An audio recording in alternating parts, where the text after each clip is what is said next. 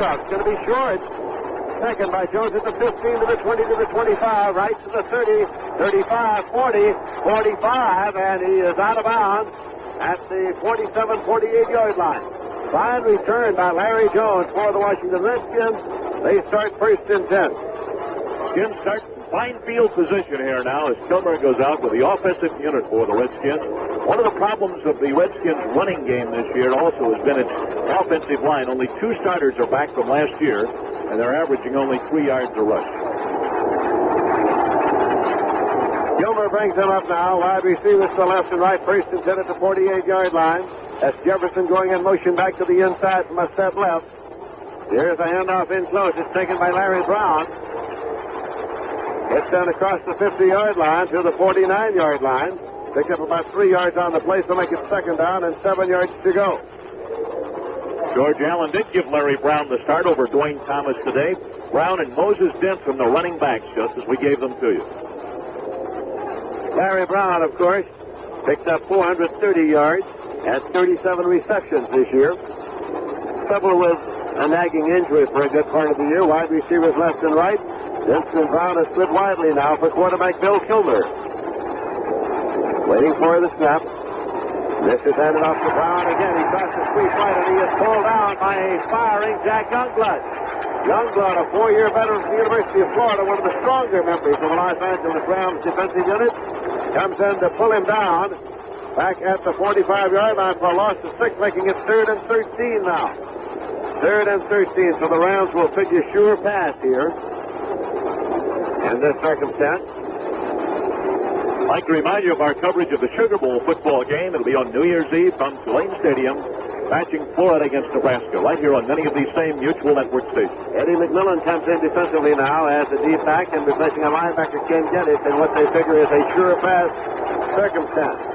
They'll rush 4 with 2 linebackers, and they have got 5 men back deep. Have the Rams defensively on 3rd and 13. Kilmer back, pumps it up the middle, and it is incomplete. Intended for Larry Brown. Let's deflected, and it is an incomplete pass bringing on the punting unit. Al Clark got a hand on it, but deflected incomplete. So the punter comes on now for the Washington Redskins, and that is Mike Bragg. He has averaged 38.1 with a long punt of 51 yards for the year. Bertelsen has dropped back, and so has Scribner. I beg your pardon, Cullen Bryant it is. Cullen Bryant has dropped back with Jim Bertelsen to receive the punt of Mike Bragg, who is standing on his own 30-yard line. We're in the first quarter. Bright sunshine in Los Angeles. Here's the snap a little low, but fielded cleanly. He gets it off a long, high spiraling kick. Cullen Bryant and Bertelsen let it go. It hits in the end zone. Touchback. It'll be put in play first and 10 on the 20-yard line by the Los Angeles Rams. Plenty of foot into that boot, the first one of the game. A 55-yard kick into the end zone. So the wind didn't seem to bother the Redskin kicker right here at the start with the wind out of the northwest. So Los Angeles now on the attack for the first time. First down, 10 of their 20. Lawrence McCutcheon, who is their leading running back, was the leading rusher in the National Football Conference. 1,109 yards, average 4.7 per carry. Bertelsen is the running back in there with McCutcheon for James Harris, the quarterback. As the Los Angeles Rams have it, here's McCutcheon carrying on a sweep right, gets to the 20, cuts back to the 25, across to the 27-yard line. McCutcheon picking up 7 yards. Rusty Tillman in to make the tackle. Harold McClinton, normally the #1 middle linebacker for the Washington Redskins, was injured in the game played previously 13 days ago between these two teams and has undergone surgery. So Tillman is the middle linebacker starting here today. Tillman promoted from the special teams, and he's a key man on those special teams. Second down, 3 yards to go for the Los Angeles Rams. James Harris brings them up. Goes to a high count now, waiting for the snap. Gets it, gives it up to McCutcheon. Again, he's got the first down as he hits through the middle and moves it up there to the 34-yard line. Lawrence McCutcheon has carried the ball twice, and he's picked up a first down. Charlie Cowan and Tom Mack on the left side of the line of the Rams, opening up that hole, and he had a big hole to run through. Chuck Knox primarily likes that running game. He's another coach, as most coaches are, who likes to establish the running game, particularly with McCutcheon.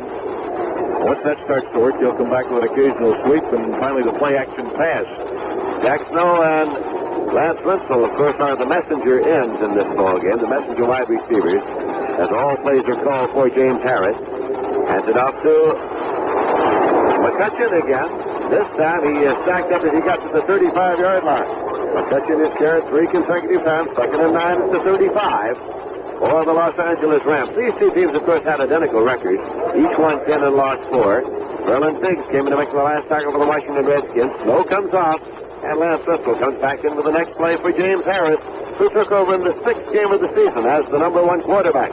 For the Rams, John Hadel, who was the NFL Player of the Year last year, had been traded to the Green Bay Packers. Running back to slip now. Bertelson and McCutcheon. Here's Harris having back for his first pass. Plenty of time. He pumped it outside and taken at the sideline, incomplete. Across the sideline marker by Lance Wenzel. Wenzel was trying to stay in bounds as he reached for it. There is, of course, a minority opinion offered by the Rams directly in front of their sideline. Now the Rams coach is trying to signal that the catch was made inside the out-of-bounds line, but once the decision was made that the official was caught out of bounds, there was no argument at all. They gave up the argument very quickly. It was obviously caught out of bounds. 3rd down and 9, and now Pat Curran has come in there. Bertelson has come out of the ball game for the Los Angeles Rams. Harold Jackson wide to the right side. 3rd and long. Only McCutcheon is a setback here. Dropping back is Harris. And he swings it out to McCutcheon. He drops the ball. Forward pass incomplete. McCutcheon was at the 35. He tried to run before he had it. That brings on the punting unit for the Los Angeles Rams. Redskins stayed in a 5-man front that time. In fact, an extra linebacker was up in the line of scrimmage as well, really making it a 6-man front. Rather unusual defense in a passing situation. It was 3rd and 9. The punter now is Mike Burke. He has averaged 37 yards, his longest 51. He took over from Dave Chappell. Long early in the season, Theismann has dropped back to receive this punt for the Washington Redskins along with Larry Jones. Joe Theismann, the former All-American quarterback at Notre Dame, who played at Toronto for the Toronto Argos for 3 years in the Canadian League. Here's the snap now. Burke gets it off. And it is Theismann waiting at the 19. He's at the 20. Junior working his way along to 22 now, and to the right he goes out of bounds at the 24-yard line. So it'll be Washington starting first and 10 at the 24. Theismann running laterally that time, got only a 5-yard return as Washington goes on the attack now for the 2nd time. With the score, the Rams nothing, the Redskins nothing. There's a timeout of the field. Now this for the Southern California Visitors Council. What's the weather like where you're listening to my voice right now? Cold, wet, windy? Do something about it. Take your summer vacation this winter and come out of the cold to where the sun spends the winter, Southern California. Southern California Visitors Council says the sun shines here 330 days every year. On golden beaches, blue Pacific waters, warm deserts, close-by mountains, all yours to enjoy, all within hours of Los Angeles. You can golf on 400 courses, go deep sea fishing, hike mountain trails, ride the sand dunes, or lie lazily in the sun while you get a glorious tan. Horse racing, Hollywood, studio tours, Disneyland. You'll find more things to see and do in Southern California than any other place on earth. And because our season lasts all year, sunshine costs less in Southern California. You won't believe the low rates. Don't just sit there this winter. Come to Southern California and be warm. For a free vacation kit, write Southern California Visitors Council, 7th and Hope, Los Angeles, California, 90017. And just beautiful weather in Southern California today. Mutual's halftime guest today will be the mayor of Los Angeles, Tom Bradley. Quite a sports fan. We'll be speaking to the mayor on behalf of one of our sponsors, the Southern California Visitors Council. Southern California, where the sunshine costs less. 1st and 10 now for the Washington Redskins. The ball spotted near the 25. Call it 1st and 10 at the 25. Kilmer back to throw. He goes up the middle, and it is incomplete. He was trying to get it to Roy Jefferson. Roy Jefferson up the middle, but he was overthrown. So it's going to be 2nd and 10 at the 25 for the Washington Redskins. These two teams, of course, two of the older franchises in professional football. But in recent years, they have trouble going all the way to a championship. The Rams have not gone all the way since 1951, and the Washington Redskins have not gone all the way since 1942. Redskins back in their huddle now, huddling along their own 15-yard line. Break the huddle, come up to the line now. Roy Jefferson coming forward to the left side. They're running a slot left. Bill Kilmer, the quarterback, played his college football right here in town at UCLA. Handed off to Larry Brown. He starts the sweep, cut back over tackle, and is cut down. After a gain of a yard to the 26, Larry Brown was stopped, and it was Larry Brooks, fine defensive tackle, and Isaiah Robinson, the right outside linebacker, who made the stop. I'm trying to probe over his own left side. At that time, Brown's rushing average this year is down to 3.2. That's low for him, and he's been bothered by injuries. As we mentioned earlier, the Redskins gained only 3.1 yards on the average in ground plays this year, compared with the Rams' 3.7. Eddie McMillan in there defensively as a deep back now, and they pull a linebacker. Ken Geddes figuring sure pass. They move Brown up to a slot left, only one step back, and that is Moses Simpson. They figure certainly now the pass as Kilmer drops back. Pumps once. Kilmer's going to run it out of there. He's at the 25, the 30, and can't get to the first down stick. He's out at the 32. Bumped out by Larry Brooks, and so that brings on the punting unit. As defense of the Los Angeles Rams, the thing that will be a key to this ball game today, had covered up the receiver so that Kilmer ran it out of there but did not pick up the first down. Of course, when you can't find a receiver, the good thing to do is to run with the football. Eat it if you have to. Run with it. Don't risk the interception. The Rams so far have been strong in that pass defense department today, but they haven't been a particularly strong team in that department all season. Mike Bragg back for his second punt of the day. His first was 55 yards. Cullen Bryant and Jim Bertelson of the deep men again for the Los Angeles Rams, standing along their own 21-yard line. Bragg gets the snap. Gets the kickoff, a long, high spiraling kick. Bertelson is at the 23. He's at the 25 in midfield now. Comes up the middle to the 30, and Bertelson gets up to the 33-yard line. So the Los Angeles Rams start first and 10 at their 33, a 45-yard punt by Mike Bragg. Special teams man Dan Ryzek was down under the punt. Now we have a flag down back on the 35-yard line. Fisher goes back, picks it up. And so we'll check out the penalty here. It has been declined. The penalty has been declined, and so it will be as you were, first and 10 at the 33-yard line. And we're getting a timeout signal now from the field as well. Timeout with the score. The Rams nothing, the Redskins nothing. Now this word. Time to go now is 9 minutes, 35 seconds here in the first quarter of the football game. Neither team has been able to mount an attack. Washington has had the ball twice, had to punt both times. The Rams have had the ball once, and they had to punt. So it's been very even. The Redskins on their first possession had good from the 48-yard line, but had to punt on the first series of plays. Well, it's a nothing football game developing into a defensive struggle, which it might because these are the two top defensive teams statistically in the National Football Conference. Rams and Redskins 1-2 in that department. The Redskins' pass defense has been strong too. They're second in the league in that department compared to the Rams' 7th. So we have a timeout on the field. A beautiful day in Los Angeles. Low 60s and a crowd of some 85,000.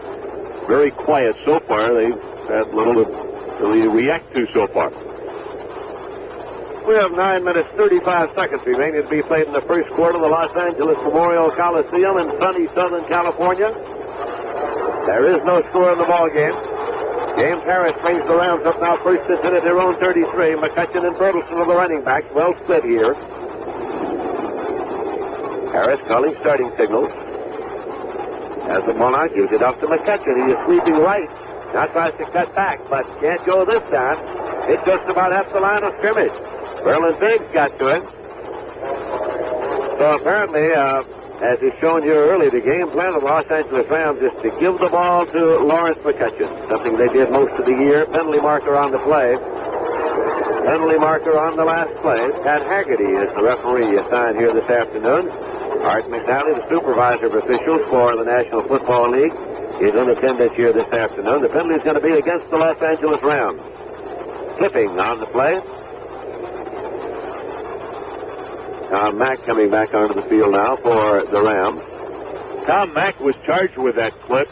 He was trying to block Verlin Biggs, and Biggs had the extra half step on him, half step advantage, and Mack clipped him. So the ball's going to go all the way back now to the 18-yard line.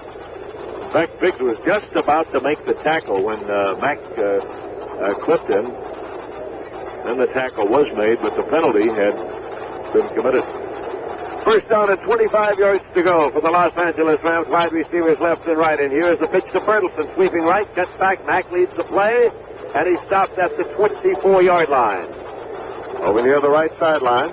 Picked up 6 on the play, so make it 2nd and 19 now for the Los Angeles Rams. 9 minutes, 14 seconds remaining in the first quarter. The clock still running. Coming in now, Pat Curran. Jack Snow, the messenger wide receiver, coming in as well. Rusty Tillman is leaving the field now.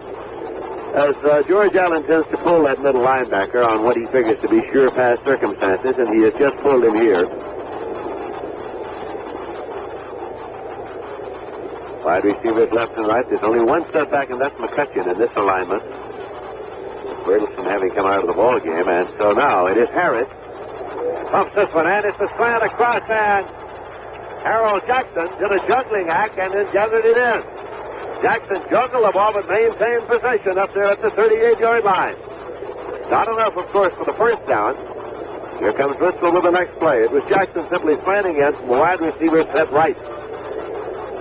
Wide Weekend of Sports keeps you up to the minute every Saturday and Sunday over many of these Mutual Network stations. Keep tuned to Mutual for Dale Conquest and Wide Weekend of Sports. Third down and 5 yards to go. 3rd and 5 for the Rams. They have the ball at their own 38-yard line. Same set. Wide receivers left and right. Only McCutcheon is a setback. Harris again drops back to set up. Swings it out to McCutcheon. He evades one tackle across the 40, 45. First down at the 50 and across to the 47-yard line. First and 10 for the Rams in Washington territory at the 47. Jim Stone finally brought him down. Tackler he evaded at the line of scrimmage was Dave Robinson. Robinson missed the tackle.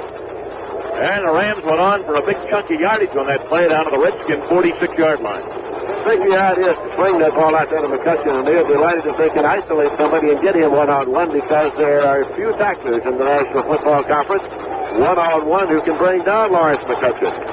First and 10 at the 47. Stay in the same offensive alignment. Wide receivers left and right. Only McCutcheon a setback. For James Harris, the quarterback of the Los Angeles Rams. Ken Hyman snaps the ball. Here's McCutcheon. He's on his own right side. Cuts back. Big hole. Gets inside the 40 and goes to the 36-yard line. Another first down for the Los Angeles Rams at the Washington 36-yard line. Hole opened up by Ken Hyman and Joe Schiavelli between center and right guard for McCutcheon, who weighs 205 pounds. That's the same thinking that the Steelers have with Franco Harris. They like to isolate Franco Harris on a defensive back who is smaller because those fellows just don't have the size to bring down a big runner like Harris or today like McCutcheon. First and 10 at the 36. Same alignment. Wide receivers left and right. McCutcheon directly behind the quarterback, James Harris. Waiting for the snap from center Ken Hyman. Going to a higher count this time, and now it's taken by Harris. He pops it to Harold Jackson on the slant, and he is neck-tied down at the 14-yard line. He was neck-tied by Brick Owens.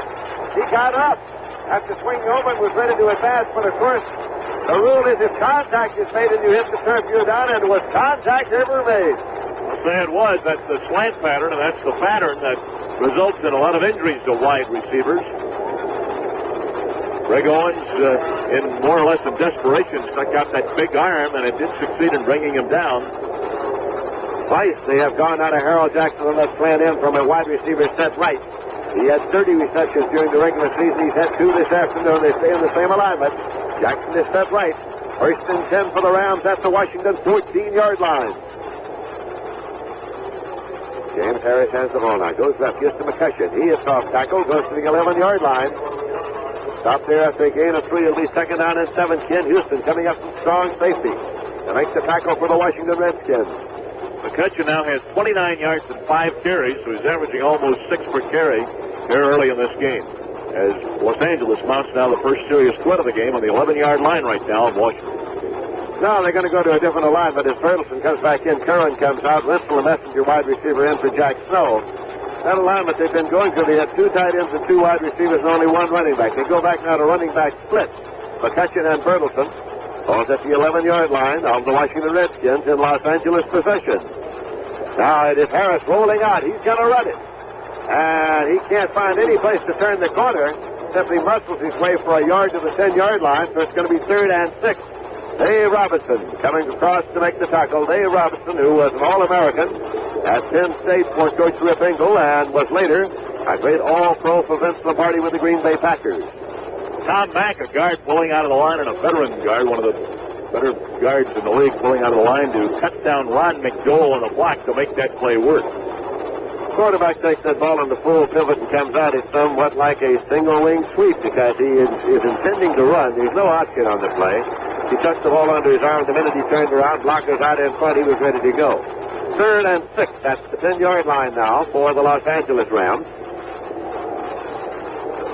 Harris fakes the handoff to McCutcheon, has the ball looking for his receivers, and he goes to Klein for the touchdown. Bob Klein, the tight end for the touchdown in the end zone. He waited for Klein to clear. Klein is a tight end, but he is a sure-fingered tight end. He had 24 receptions during the year. Anything he can get to, he can hold on to. The Rams have scored first. Klein is a giant of a target, 6'5" and 235. He was a member of the USC Rose Bowl team for 3 years and caught that pass. The Rams that time gave tremendous pass protection to James Harris. He had all the time in the world to set up and find his receiver. 67 yards, 8 plays by the Rams for the TD. 4 minutes, 59 seconds left in the quarter. Priest is in the hole for David Ray. David Ray on conversions, 25 of 31. He missed 6 this year. Played his college football at the University of Alabama. Priest hands out stretches, waiting for the snap. Now gets it, puts it down. It's booted up by Ray, and it's good. So as they come back up the field, it is the Los Angeles Rams 7 and the Washington Redskins nothing. David Ray has teed the ball up on the 35-yard line. Doug Cunningham has dropped back along with Larry Jones to receive the kickoff for the Washington Redskins. We had a huddle of the officials during that period, but to no apparent purpose. There's a high end over end kick, and Jones is waiting at the 3-yard line. He's back to the 5 to the 10. Jones veers left to the 15 to the 20. He is stopped at the 24 and pushed back strongly. It was Tony Plummer downfield to make the contact. We pause 10 seconds for station identification. This is Mutual, your news and sports radio network.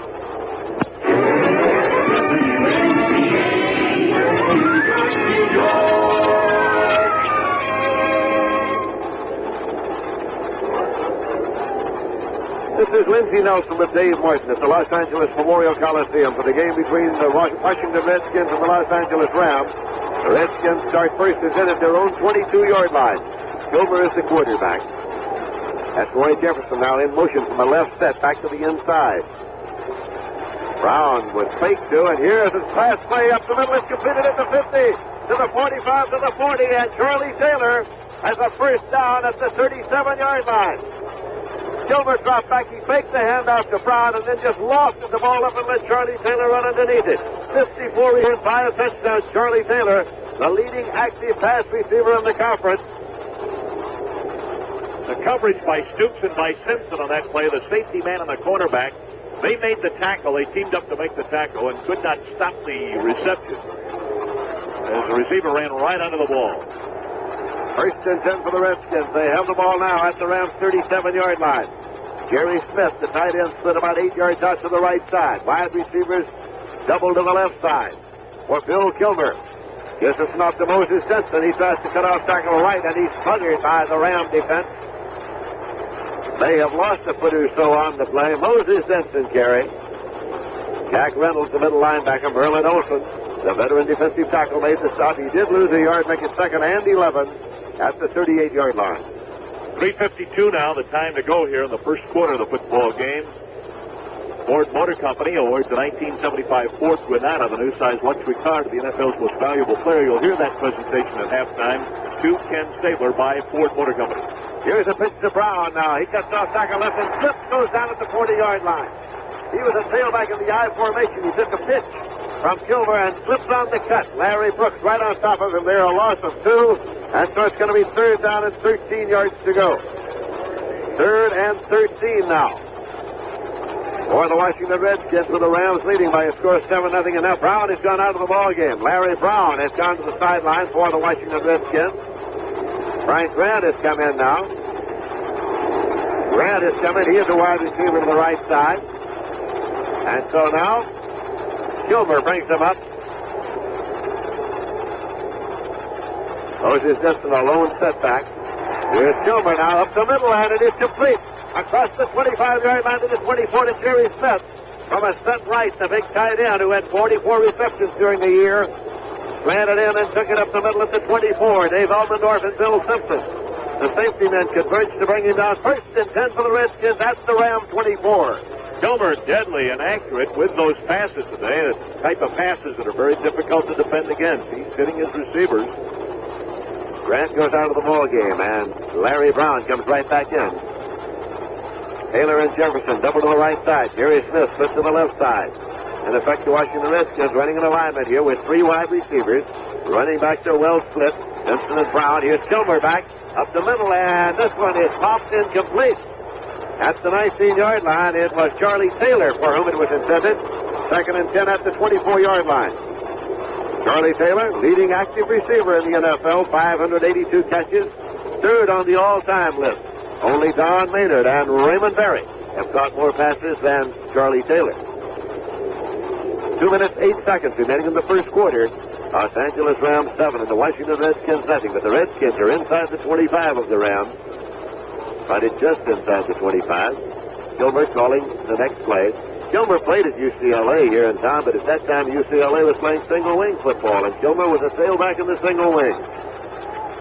Up there now is a T quarterback for the Washington Redskins. He's a veteran. Three wide receivers, and here's the handoff to Larry Brown. He finds a big hole, gets inside the 20, goes to the 18-yard line.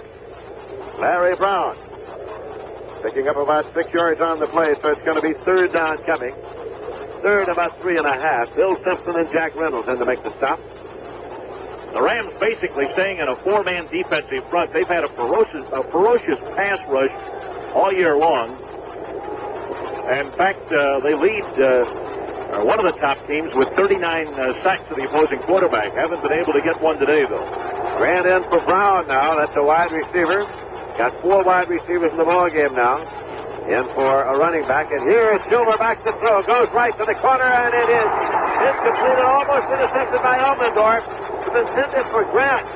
And the last move was made by Elmendorf, who had 7 interceptions during the season. And he almost intercepted that one. It'll be fourth now and 3.5 at the 18-yard line. Rams sack total of opposing quarterbacks is 44, and they've been sacked only 20 times. That compares with 31 Washington sacks and 25 times that Washington quarterbacks have been sacked. And now Sonny Jurgensen is coming to hold the ball for Mike Bragg, who will do the placement. You'll recall that Mark Mosley pulled the muscle here 2 weeks ago in a game between these two teams. Mosley was working out before the game, but they're going to stay with Bragg, who's been doing the placement in the absence of Mark Mosley, and Sonny Jurgensen is holding. Hands out stretch. Jurgensen waits for the snap, puts it down. Bragg boosts it up. A 35-yard attempt is good. That 35-yard field goal is good, and the Redskins are on the board. It's Los Angeles 7 and Washington 3. So as Bragg, the Redskins prove they're deep in that important department, the kicking department. Hitting the field goal as Bragg takes up the slack caused by the injury to Mark Mosley. The score now 7-3 in favor of Los Angeles with 1 minute, 21 seconds to go. Still here in the first quarter at Los Angeles. The Lazy Boy Chair Company will recognize the standout offensive and standout defensive player today by awarding each a Lazy Boy reclining chair. Our judges will be Len Shapiro of the Washington Post, Bill Miller of the Santa Monica Evening Outlook, and Stan Hockman of the Philadelphia Daily News. Now the Redskins getting set to kick off. Ball is being teed up on the 35 by Mike Bragg, who apparently will do all the placements today for the Washington Redskins. And the Los Angeles Rams are dropping back Cullen Bryant and Willie McGee to receive the kickoff. We have 1 minute, 21 seconds remaining in the first quarter. We're waiting for Pat Haggerty's whistle, and there it is. Here comes Bragg forward. So meets the ball, spins it up end over end. It's over to Cullen Bryant, side of the field. At the 15, Bryant has it. Pass left to the 20, across the field to the 25. Goes wide now, cuts up to the 30. Cannot turn that corner, and he's ridden out of bounds field the 35-yard line by Bill Malinchak. Alan Jack riding him out near the 35-yard line, from which the Rams will start first and 10. Ryan, a big, powerful punt return man. The Rams are unusual in that department. You think of Scatbacks as return men, but the Rams have several return men, both on punts and kickoffs, who are big. At that time, Bryant was outrunning the Redskins, 2 Redskin pursuers, but the trouble was he was running laterally rather than straight ahead.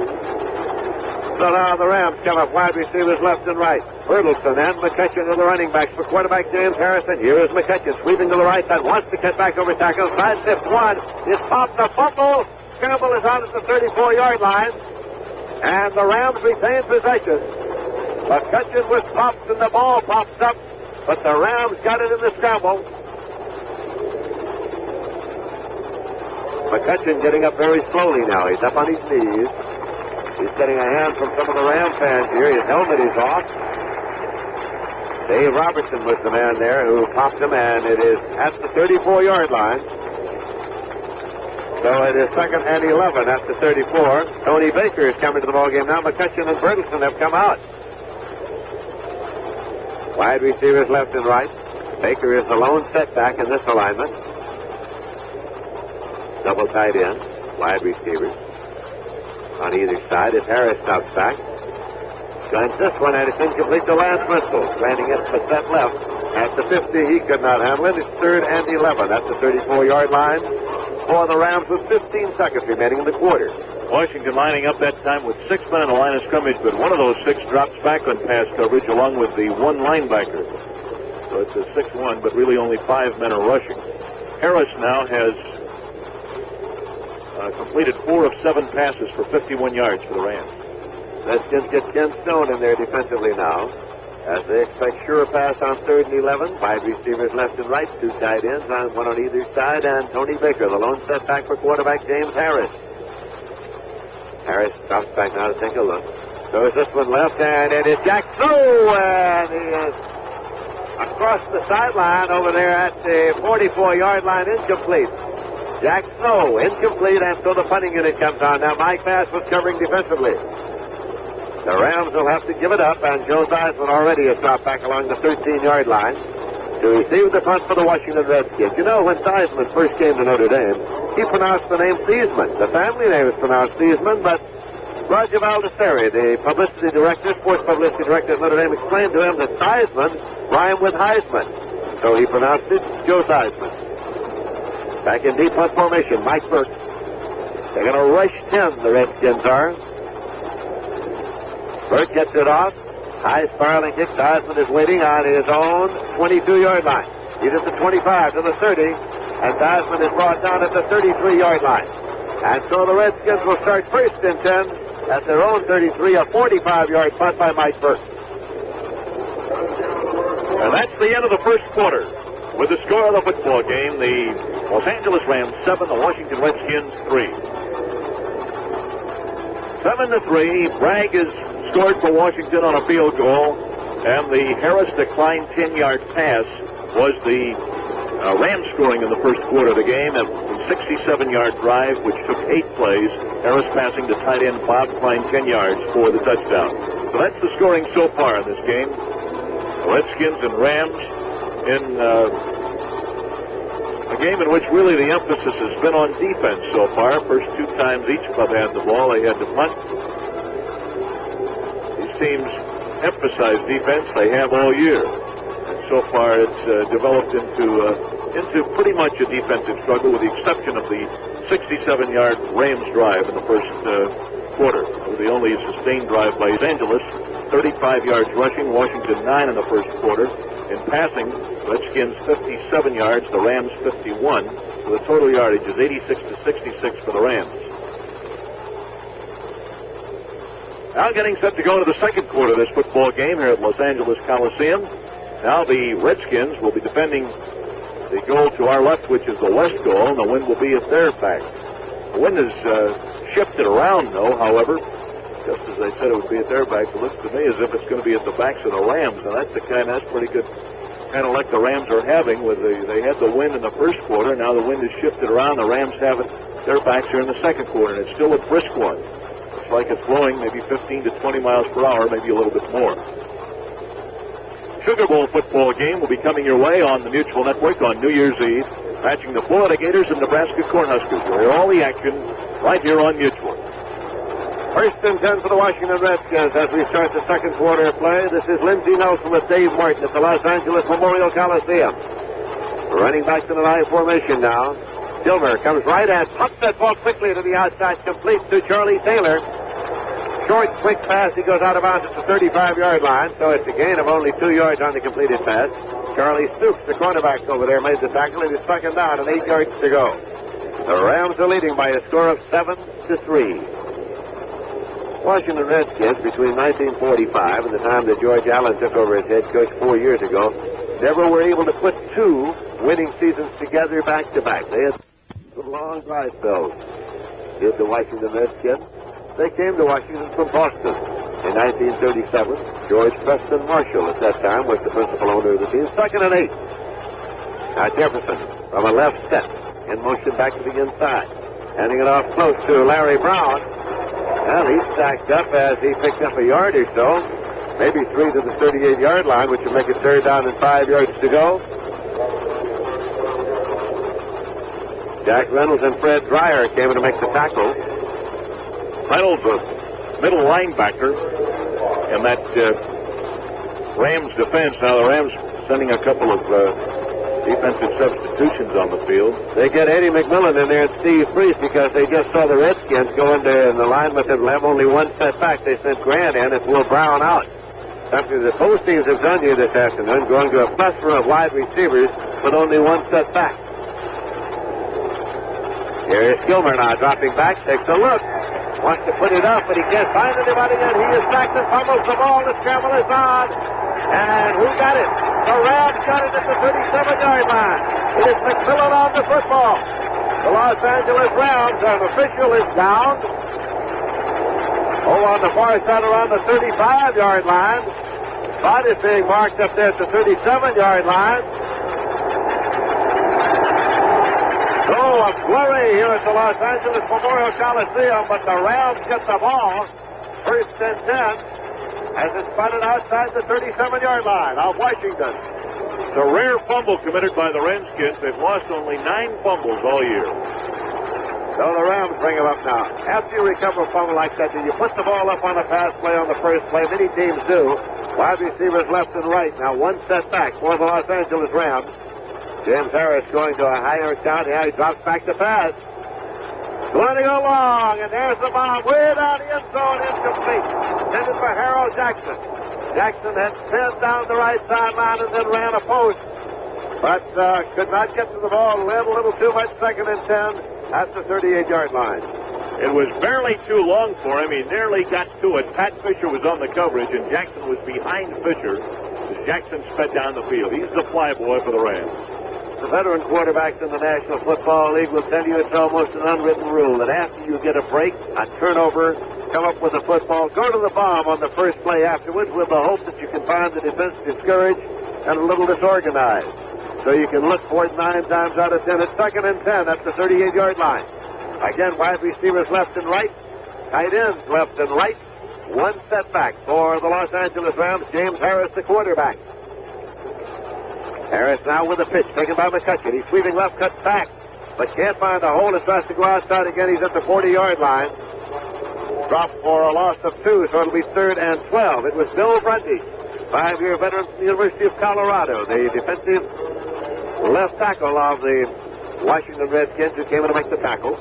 He played off the block very well to get to the ball carrier that time. Brundage, one of the fine linemen in the league. Jack Snow, messenger wide receiver, comes in. Rinsel comes out. You may recall that Jack Snow was one half of a great passing combination at Notre Dame. It was Hewitt to Snow. Hewitt won the Heisman Trophy, but Hewitt has never been able to make it, really. In pro ranks, and Jack Snow has been a very valuable wide receiver for the Los Angeles Rams. He comes to a left set here. McCutcheon is the lone set back, and Harris bounces back to throw. Guns this one, and it is intercepted at the 32-yard line. Tim Stone returns left across the 40 and gets to the 42. Washington has the ball 1st and 10 at their own 42. Another turnover gives the ball back to the Washington Redskins.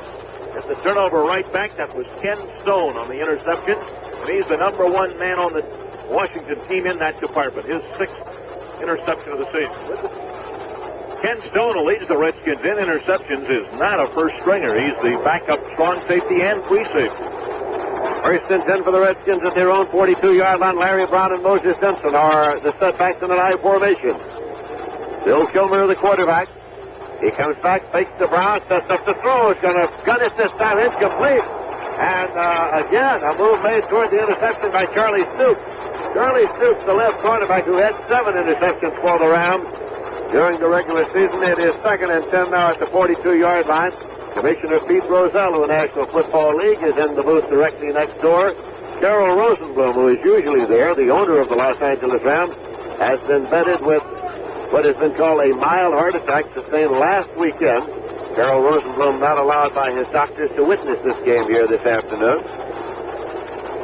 2nd down and 10 at the 42 for the Rams. Jensen and Evans now. All right, setbacks, and here is Kilmer dropping back. Going long, and it's Grant trying to get to it, but he stumbles. Little contact was made. Dropping back was Elmendorf. And Elmendorf and Grant were running side by side. There was some contact on the part of somebody, and Grant was thrown off stride. An incompleted pass. It'll be 3rd and 10 at the 42.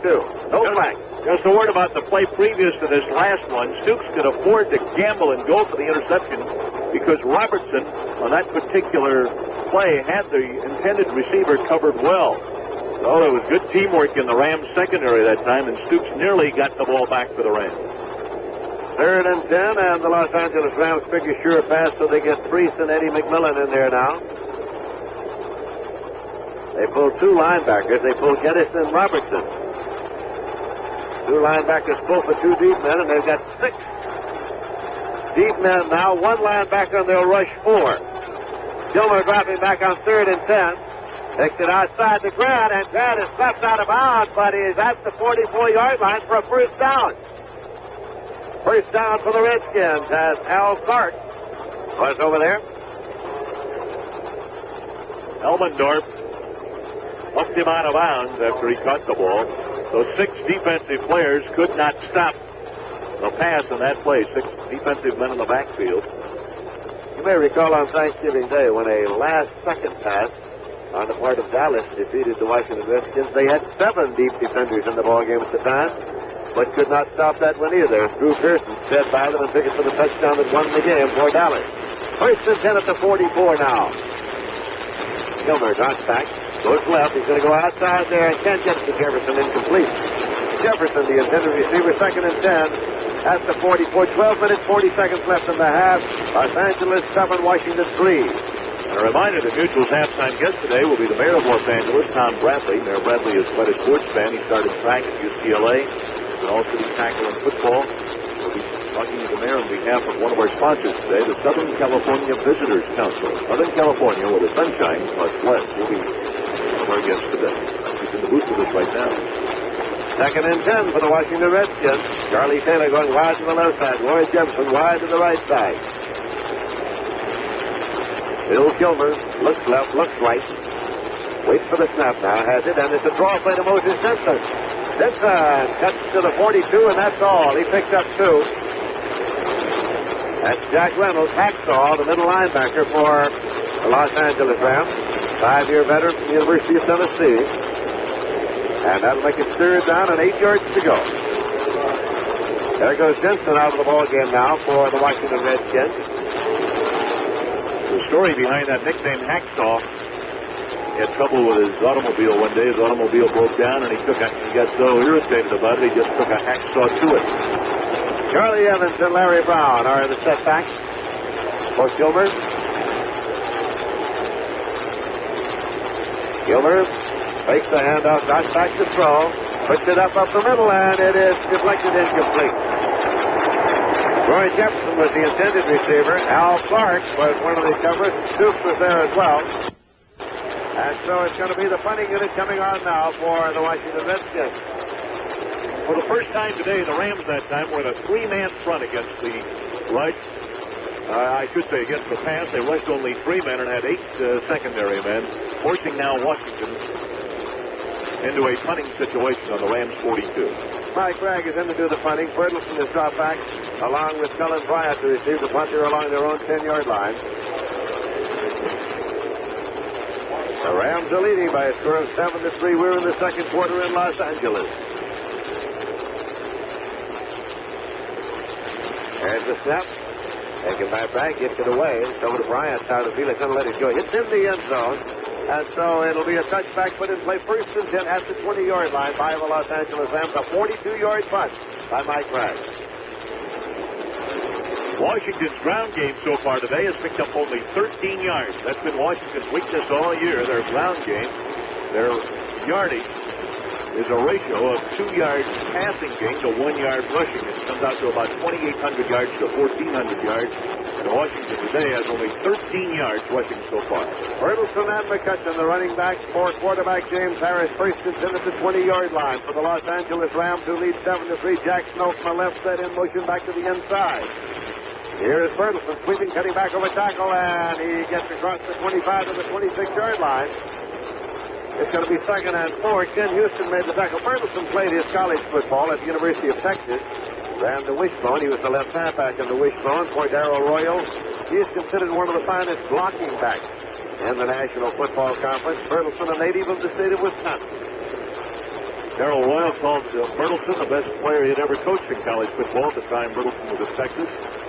Out of Wisconsin, he was a quarterback in high school, and he is an excellent blocker and a good all-around athlete. Cappelletti is coming to the ballgame now at a running back spot for the Los Angeles Rams. Heisman Trophy winner is Penn State. Here is the handoff, and it is taken by Cappelletti, and he slants it across the 30 to the 31-yard line for a first down. First and 10 for the Los Angeles Rams. Good hole that time over the left side of the Ram line, really between center and left guard, between Iman and Schiavelli, and there have been holes, several holes, that particular spot today. Where do you get a running back like Cappelletti? Well, you have a quarterback like Roman Gabriel, and you trade him to the Philadelphia Eagles, and you get a draft choice, among other things, and then you pick John Cappelletti, and you make him one of your running backs. First and 10 at the 31-yard line. 10 minutes, 23 seconds remaining to be played in the first half. They're running a slot left now. The slot back is Snow, and he's in motion back to the inside. Now a sweep left to McCutcheon. Well, he tries to turn a corner there, but can't get out of the clutches of Chris Hamburger. Chris Hamburger pulled him down. He is a veteran linebacker on the outside. Hamburger played at the University of North Carolina. As a matter of fact, he was born at Fort Bragg, North Carolina. In fact, I can never forget because he was born on August 13th, 1941. The day I reported to Fort Bragg, North Carolina. I guess you would remember that. I would. I've tried to forget it, and I never can. The ball is at the 25-yard line. James Harris brings him up again with the running back split widely, wide receivers left and right. Harris going to a high count now. Yeah, he gives it to McCutcheon on a running draw, and McCutcheon is tripped up back there for a loss of a yard at the 24. Bill Brundage was there, along with Darren Talbot. Going to make it 3rd and 17. Pretty good combination, Talbot and Brundage in that defensive line for Washington. They get a lot of work done down there. Los Angeles Rams are leading by a score of 7-3. They were eliminated last year in the first round of the playoffs by the Dallas Cowboys. They haven't gone all the way since they beat Cleveland in the big game in 1951. Wide receivers left and right. Third and long, and so Harris drops back to put it up. Looks right, goes up the middle, and it's intercepted at the 40. And return to the 35. Pat Fisher has it inside the 30. At the 25, Pat Fisher to the 23-yard line. First and 10 for the Redskins. The little man, 5 feet 9 inches tall. Pat Fisher intercepted. Former St. Louis Cardinal, one of the best defensive backs for so many years in the National Football League. And when he caught that ball, he stumbled momentarily into one of his own men and had to sort of right himself to get started. Still got a pretty good return on it. Now we'll pause 10 seconds for station identification. This is Mutual, your news and sports radio network.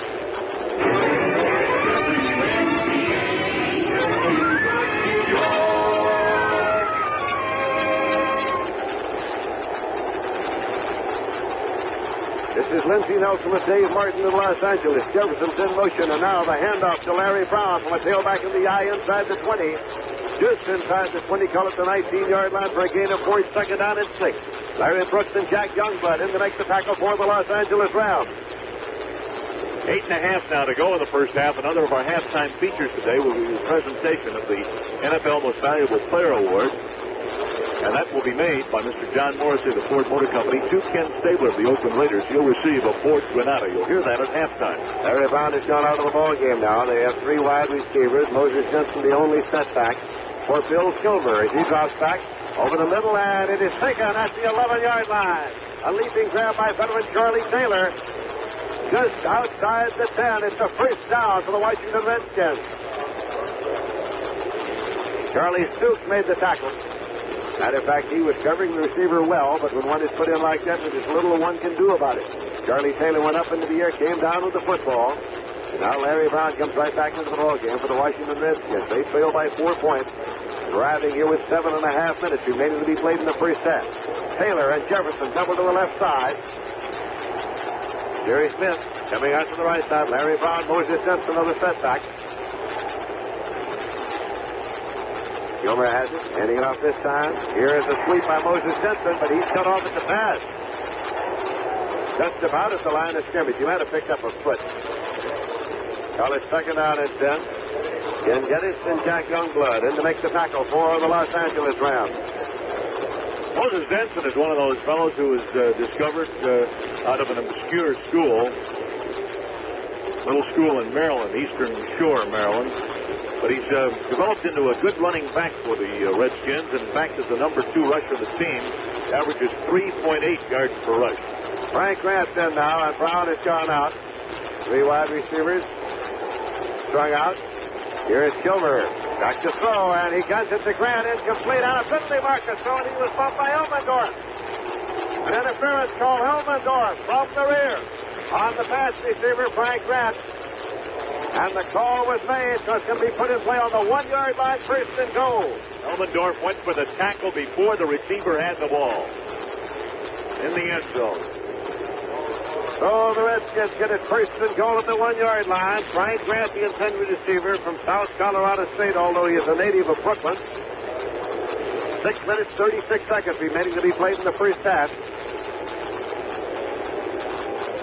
Brown and Moses Jensen are the running backs for Kilmer. Charlie Taylor in motion. And here is Brown, and he cannot get there. He's a foot short. Came right inside the cutback. Elmendorf was there. Second and goal at the 1-foot line.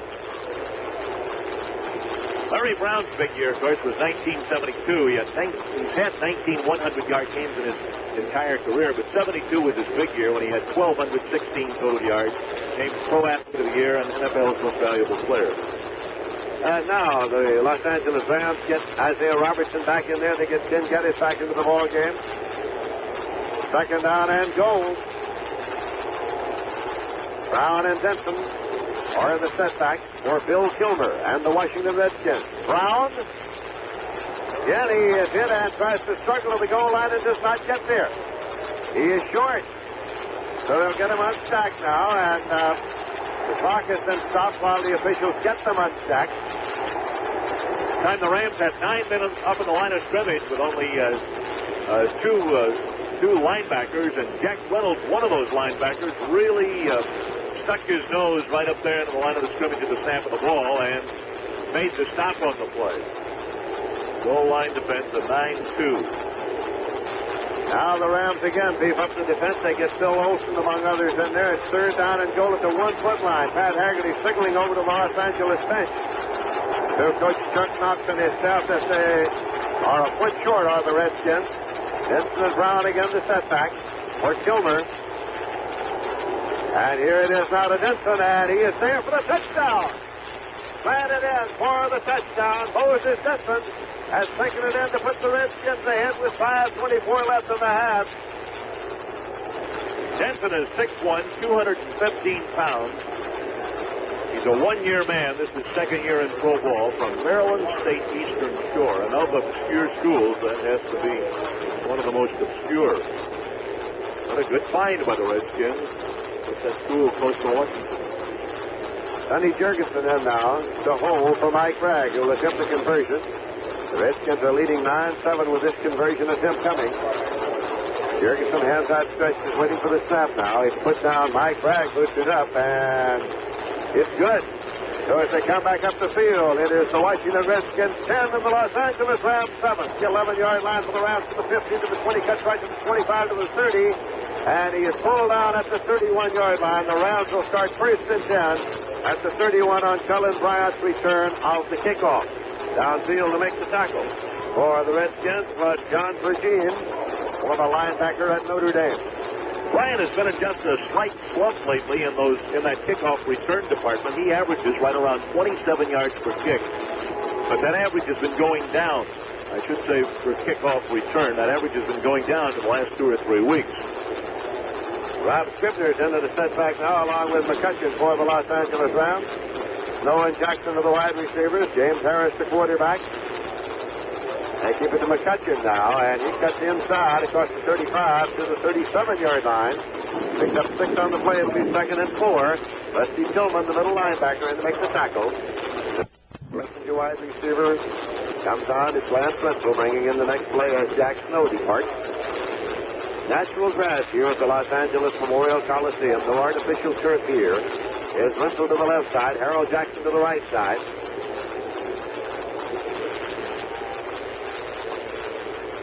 They're in the second quarter here in Los Angeles. Again, they keep it on the ground. It's Rob Scribner carrying this time. After the 39-yard line for 2, so it's going to be 3rd down and 2 yards to go. 3rd and 2 for the Los Angeles Rams. We knew coming into today's ball game that it would likely be the passing offense of the Washington Redskins against the rushing offense of the Los Angeles Rams. Rams tending to keep the ball on the ground now. Harris's last 2 pass attempts have both been intercepted. Scribner has come out of the ball game now. And they have only one setback in there. That is McCutcheon. Taking a sure pass here. Although it is 3rd and 2. Their own 38. And Harris drops back. And now he hits the ground with the ball. Getting rid of it. Unloading, really. As the pressure was on him, it was not near. An eligible receiver, Deacon Jones, was the nearest man to it, as a matter of fact. So it's going to be 4th and 2, and the Los Angeles Rams have 3 minutes, 52 seconds left in the half, and Washington is leading by a score of 10-7. Just looking at Harris's figures, he had only 6 passes intercepted out of 198 thrown. Going into the game today, but his last 2 today have been picked off. Mike Burke in deep punt formation on his own 25. Theismann standing along his own 10 to receive it for the Redskins. Burke puts it up, a high spiraling kick, and Theismann is waiting. He's at his own 16, and he's at the 20 now. Skirts back all the way to his own 15. Can't turn that one. He's at his own 10. Comes back to the right now. Theismann jitterbugging, pulled down from behind at the 12-yard line by Tony Plummer. So it'll be 1st and 10 for the Redskins at their own 12-yard line. Youngblood and Stein were on the chase for the Rams that time and almost had Theismann pinned back there deep in his own territory as he actually ran back toward his own goal. That was a 45-yard kick. So now the Redskins start in their own territory. Clock showing 3 minutes, 35 seconds left to play in the first half. The Redskins out in front of this game. Redskins in an I formation. Moses Simpson is the fullback. As Jefferson in motion. And Jensen got the handoff, but a little mix-up on it as he and Gilbert collided on the handoff. Moved it up to the 14-yard line where it'll be 2nd and 9. Isaiah Robertson and Freddie Dreyer on the tackle for the Los Angeles Rams. Washington 10, Los Angeles 7. Redskins huddling around their own 5-yard line now. Out of the huddle and up to the line. Double wide receivers to the right side. That's Jefferson and Taylor. And here's a pitch to Larry Brown. He cuts back to his right. Gets across to the 17-yard line. Then a 3 on the play. That'll make it 3rd down and 6 for the Redskins. We are winding down towards the 2-minute warning. We are now at 2:45. Moses Denson leading the blocking that time for teammate Larry Brown, and did throw a very fine block, and Brown cut inside the block to pick up the yard. 3rd and 6 for the Redskins. Jefferson to the left side now. Jerry Smith to the right side. 5 receivers. And the setback Smith flatly. Here is Gilmore with a little incomplete. A penalty marker thrown. Charlie Taylor was the intended receiver. Charlie Taylor, the intended receiver. Charlie Stoops was the culprit. As the penalty marker was thrown, Taylor was on the turf at the time that the ball got there. So interference has been called.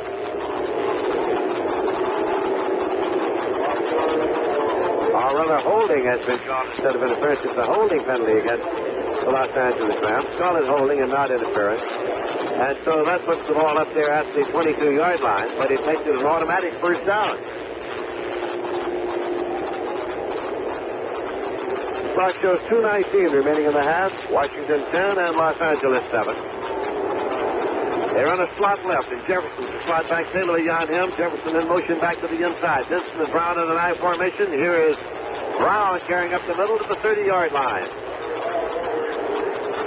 Got it across the 30 as he fell forward. Bill Simpson and Dave Elmendorf coming up to make the tackle. That's the 32-yard line. They're taking a long look to see about the 1st down. It appears to be just short, so it'll be 2nd and less than a yard. Now the 2-minute warning. And with the score 10-7 in favor of Washington, there's a timeout of the field. Now, the mayor of Los Angeles, Tom Bradley, is in the booth with us today and will be our guest at halftime. You'll also hear the presentation of the NFL Most Valuable Player Award made to Ken Stabler. We have 2 minutes to go, 1st half. Redskins lead 10-7. Redskins have the ball. They have it 2nd down, less than a yard to go. At their own 22-yard line, and they're leading in the game. 2 minutes to play here in the 1st half. Washington 10, Los Angeles 7. They run a slot past Jefferson. It's a slot back. He's in motion now. Back to the inside. Gilmer with a handoff to Brown. Sweeping right, cutting back off tackle, and trying to pick up the 1st down, but he was cut down just as he got across the line of scrimmage. So the spot is being marked very carefully because the 1st down is involved here. Freddie Dreyer made the stop. And again, Pat Haggerty takes a long look across there and says, no, did not pick it up. It's going to be 3rd and very short. Dreyer showed good speed on the pursuit that time. He caught up with Brown, made up ground on him. Lavek tried to block Dreyer, but missed him. His principal qualities are his speed and his irreverence. 3rd down and less than a yard to go at the 32-yard line. Gilmer handing it off again this time to Moses Simpson, and he cuts in for the 1st down at the 34-yard line. So the Redskins have it 1st and 10 at the 34. Jack Reynolds, middle linebacker, in to make the tackle. Ball is spotted at the inbound marker now. 1st and 10 for the Redskins. Redskins trying to get something going on the ground here. And only a 13-yard total well into the 2nd quarter on the ground. And now that they've taken the lead, they don't have to go to the air, and they're trying to establish that ground game. They still have their 3 times out. They're allotted 3 available. The clock is wound down to 43 seconds remaining in the half now. There's Jefferson in motion from the slot right back inside. Here is Brown carrying, Larry Brown. Sidesteps the tackler and gets up there to the 38-yard line.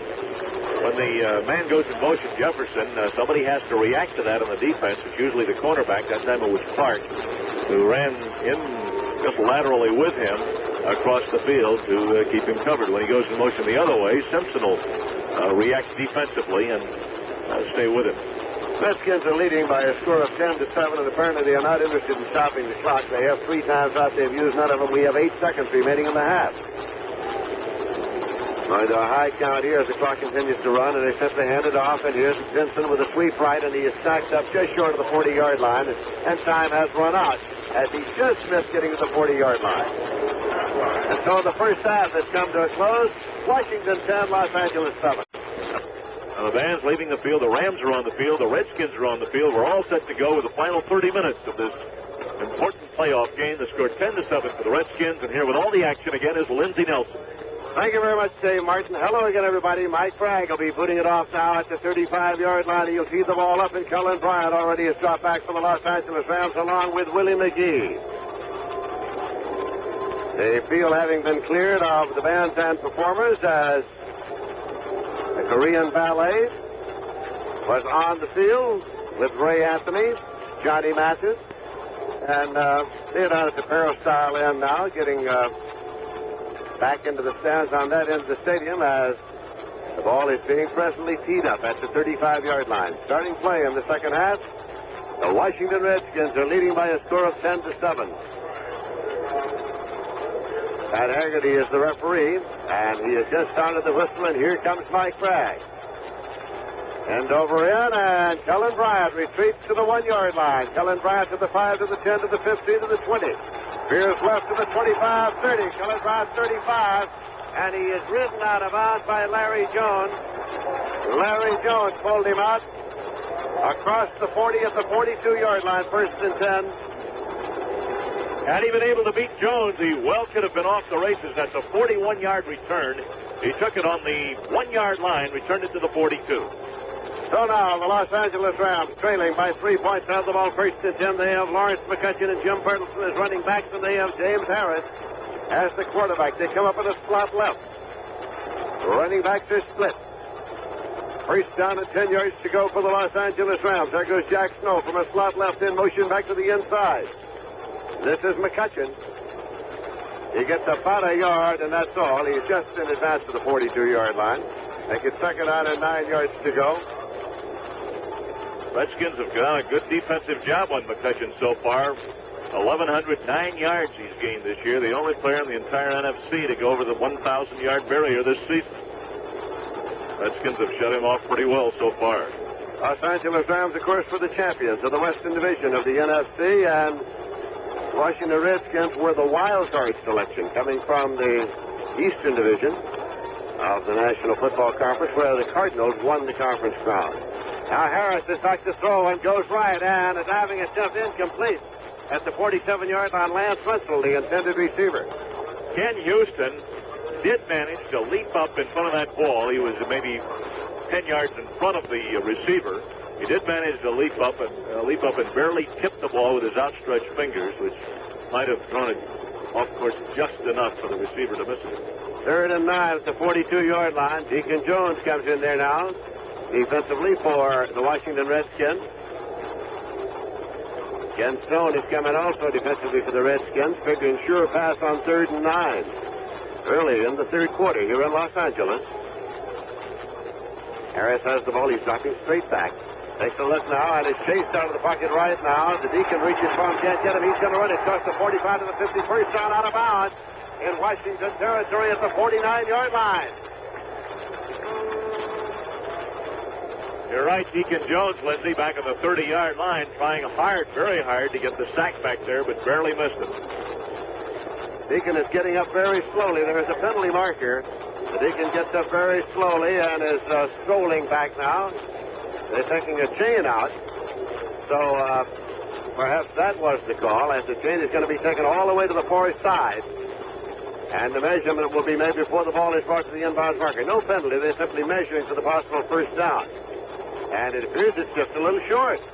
It is a little short. Harris went out of bounds thinking he had got to the 1st down stick. However, the man holding the stick had at first retreated, and so a little miscalculation. They're going to go for it here on 4th down. They're going to try to pick it up. Tony Baker is in. He came, of course, last year to the Rams from the Philadelphia Eagles in the Roman Gabriel deal. They use him on short yardage situations. Bertelson's in there, too. This year, more than last, they have frequently given the ball to Bertelsen and used Baker as a decoy and a blocker in this situation. It is 4th down. The ball's at midfield, inches to go for a 1st down for the Rams. They're going to try it on 4th down here. Double tight end alignment. Harris now, and there's the quarterback sneak with a penalty marker. I think Bertelsen beat the snap. It appeared that Bertelsen beat the snap. Yes, it did. It looked like backs in motion. Well, in an alignment like that, with everybody in so tight, shoulder to shoulder in both offense and defense, you just have to be tempted to go wide. Well, that is the call, and so now the punting unit will come on for the rounds because that'll make it 4th and 5, and they don't want to risk that. So the quarterback sneak attempted by Harris probably would have picked up the first down, but Bertelson beat the snap, and Mike Burke is in to do the punting. Harris hurdled the line of scrimmage and had the first down had his teammates not been in motion. Larry Jones and Joe Theismann are back now to receive the punt along the 10-yard line for the Washington Redskins, who lead in this game by a score of 10-7, 13 minutes, 56 seconds left to play in the third quarter. Burke has his hands outstretched now, standing at his own 31-yard line. Here's the snap. He's got it. Gets the kickoff. And it is Theismann at the 10-yard line. He jitterbugs to the 15, sidesteps the tackler, but is stopped at about the 17-yard line. It is Jim Peterson downfield to make the tackle, and so now the Redskins start 1st and 10. They start at their own 17-yard line. A reminder that Mutual will be on hand at New Orleans on New Year's Eve. Lindsay, I thought a classic example of a receiver running under a football was a pass that Tarkenton threw against Kansas City, a game you covered, I think, a couple of weeks ago. Toward the end of the first half. He simply lofted the ball, and the receiver had barely left his starting tracks. That's frequently done. If you got a man with good speed, just put it up there and see how fast he is. If he can get there, lots of luck. Now, the Washington Redskins run a slot left, and Jefferson is the slot back. They have their running backs in an I formation. Here comes Jefferson in motion back to the inside. Benson is the fullback. Larry Brown's the tailback. Here is Kilmer going to the left sideline, and Charlie Taylor can't get to that one either. Tried it on one side, tried it on the other side. That time it was Al Clark covering defensively. That'll be 3rd and 10 at the 17-yard line. Well, there's one thing about covering a game in Los Angeles. If it's a big event, of course, there are all sorts of people from the entertainment and political world that are around and about. We have here not a capacity crowd today, but I'm sure more than 80,000 fans packed into the Coliseum and just outside the booth at halftime. It was packed and jammed in the runway. I was bumped into by Mervyn LeRoy, David Jansen, Ben Scully, and the mayor of Los Angeles, all in a 30-second period. 3rd and 10 at the 17-yard line. Mayor's a big man. See if he could run interference for you. 3rd down play, and the crowd rises to this occasion now because the Ram fans watch the 3rd down attempt stopped. And here's Kilmer start dropping back now. Got plenty of time, steps up and pops it out to Denson. Denson at the 25-yard line. Did not get the first down. And the punting unit comes on. Denson was the release back out there. Actually, Isaiah Robinson came in to make the tackle. So the Redskins will have to give it up, punting on 4th down. The hand is for the Ram defense coming off the field.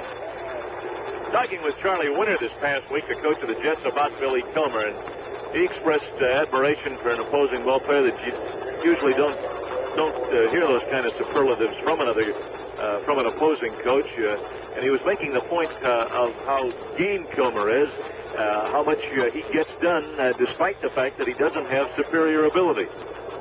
Mike Bragg dropping back into deep punt formation, standing at his own 10-yard line.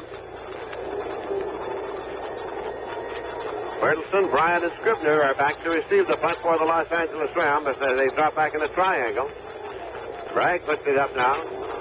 Colin Bryant is retreating. Bryant takes it over his shoulder and doesn't come to a stop till the 15. He's back to the 20, runs into his own man, tries to come back the other way, and is finally dropped at the 21-yard line. Well, he bumped into a number of folks. Some of us theirs and some of them his. 55-yard punt. Well, the main man he bumped into that hurt his progress, really impeded his progress in that return, was Tony Plummer. Now we have a timeout with a score 10-7 in favor of Washington. Timeout on the field. Now this for Pennzoil. When you know most of the members of a particular family, it's interesting, isn't it, to check out family resemblances. It's interesting, too, to see how family resemblances are apparent not only in people, but in products as well. Take the famous Pennzoil family, for example. It all started with Pennzoil motor oil, the quality motor oil since before the turn of the century. Well, now the Pennzoil family's grown to where there's a Pennzoil lubricant for just about every engine. Airplanes, racing cars, motorcycles, powerboats, snowmobiles, dune buggies, even lawnmowers. And now there's a Pennzoil oil filter, too. The family resemblance? Well, of course there's one in the familiar yellow and red Pennzoil oval, but the real family resemblance lies in things like Pennzoil quality and dependability. And that's why when any kind of engine is worth caring for, Pennzoil is worth asking for.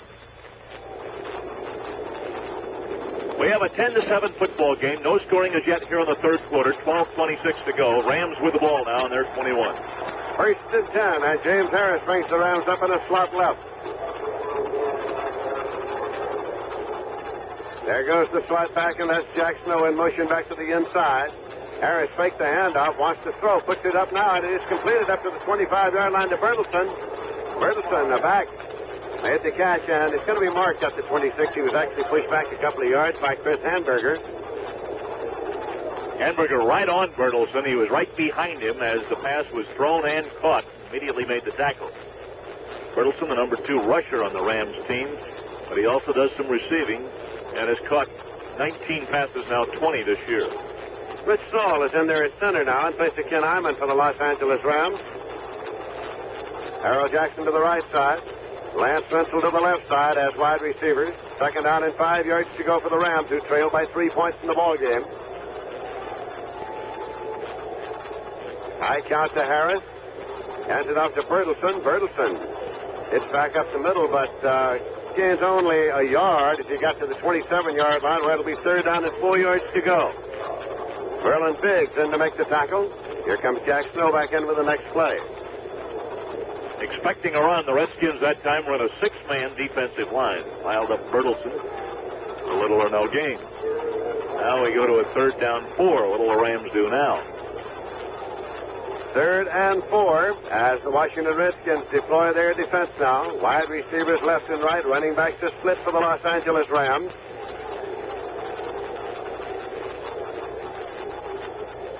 Harris is dropping back. Over the middle, puts it, and it's completed across the 30 for the first down. Taken by McCutcheon. McCutcheon up the middle for the first down. He just beat the sticks. This is the 32-yard line. Ken Stone made the stop.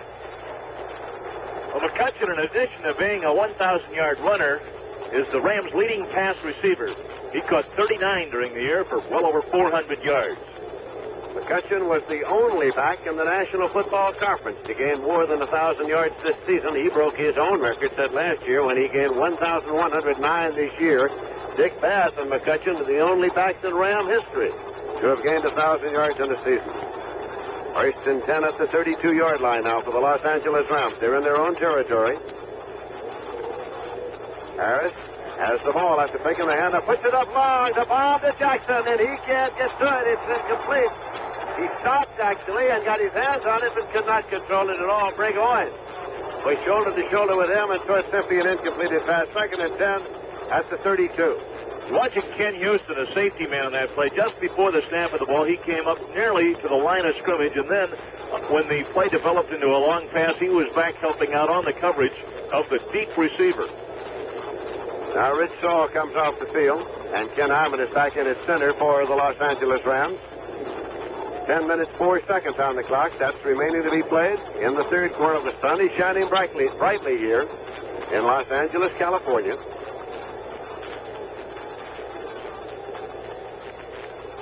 James Harris waiting for the snap.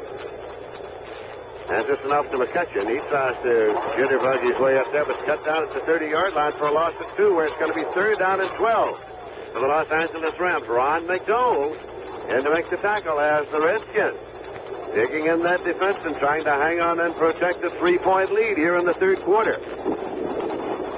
The winner of this game, of course, knows that it'll be going up to Minnesota next Sunday afternoon in the NFC Championship game to take on the Minnesota Vikings, who yesterday defeated the St. Louis Cardinals. Now, only one setback here. Wide receivers left and right, tight ends left and right for the Los Angeles Rams. Third and 12, and Harris drops back to put it up. McCutcheon drifts out, but it's gone up the middle, incomplete. And it is intended for Curran. A defensive back Ken Houston over his shoulder. The Rams and the fans think that interference should have been called. No flag on the play. fourth down, the punting unit comes on. Houston going for the ball, and it looks from the sidelines as if he might have committed contact going for it. Now, McCutcheon's yardage total is 24 in 13 carries, so McCutcheon, 1,000-yard runners, dropped under the 2-yard average mark in this game. And so, back in deep punt formation now. It's Burke and Larry Jones and Joe Theismann drop back. It is Theismann who is at the 20-yard line. Ken Stone is back there, too, as they set up in a triangle. And Theismann moves up. However, is taken at the 36-yard line by Jones. And Jones going left now. Gets to the 40, across the 40. Pulled down at the 44-yard line. First and 10 for the Redskins at their own 44. A 35-yard punt by Mike Burke. Score 10-7 in favor of the Washington Redskins. Now we have 9 minutes, 6 seconds to go in the third quarter. There's a timeout with the score 10-7 for Washington. Now this word. Well, the game whirling along here. No scoring as yet here in the third quarter. Washington's 10-4 record this year included losses to Cincinnati and Dallas and to the St. Louis Cardinals twice. The Rams' 10-4 record included losses to New England, Green Bay, New Orleans, and to the Washington Redskins. George Allen started his coaching career at a little college in Sioux City, Iowa, Morningside College, then came out here to California and coached at Whittier. For 8 years was defensive coordinator of the Bears, and when the Bears won the 63 title game over the Giants, Allen was presented the game ball by the Bears players. Allen is a native of Detroit, graduate of Michigan, author of 6 books. He's initiated 3 scholarships, one for Indian youths, and is also active in civic affairs in Washington, chairman of the Washington Metropolitan Summer Jobs for Needy campaign. That's in the summer. In the fall, his interest's a little different. Washington Redskins have the ball now, first and 10. They are leading in the ball game by a score of 10-7. Pat Haggerty spotting the ball and is near the 45, so let's call it first and 10 at the 45-yard line. Kilmer has quarterbacked the Redskins throughout this ball game, brings him up in the slot left, and Roy Jefferson, the slot back, comes in motion back to the inside. They give it to Larry Brown. He tries to slant off his own right tackle, gets a yard to the 46-yard line. It is second down and 9 yards to go at the 46. Merlin Olsen in there on the tackle along with Ken Geddes. 8 minutes and 53 seconds remaining in the third quarter. The Washington Redskins 10 and the Los Angeles Rams 7.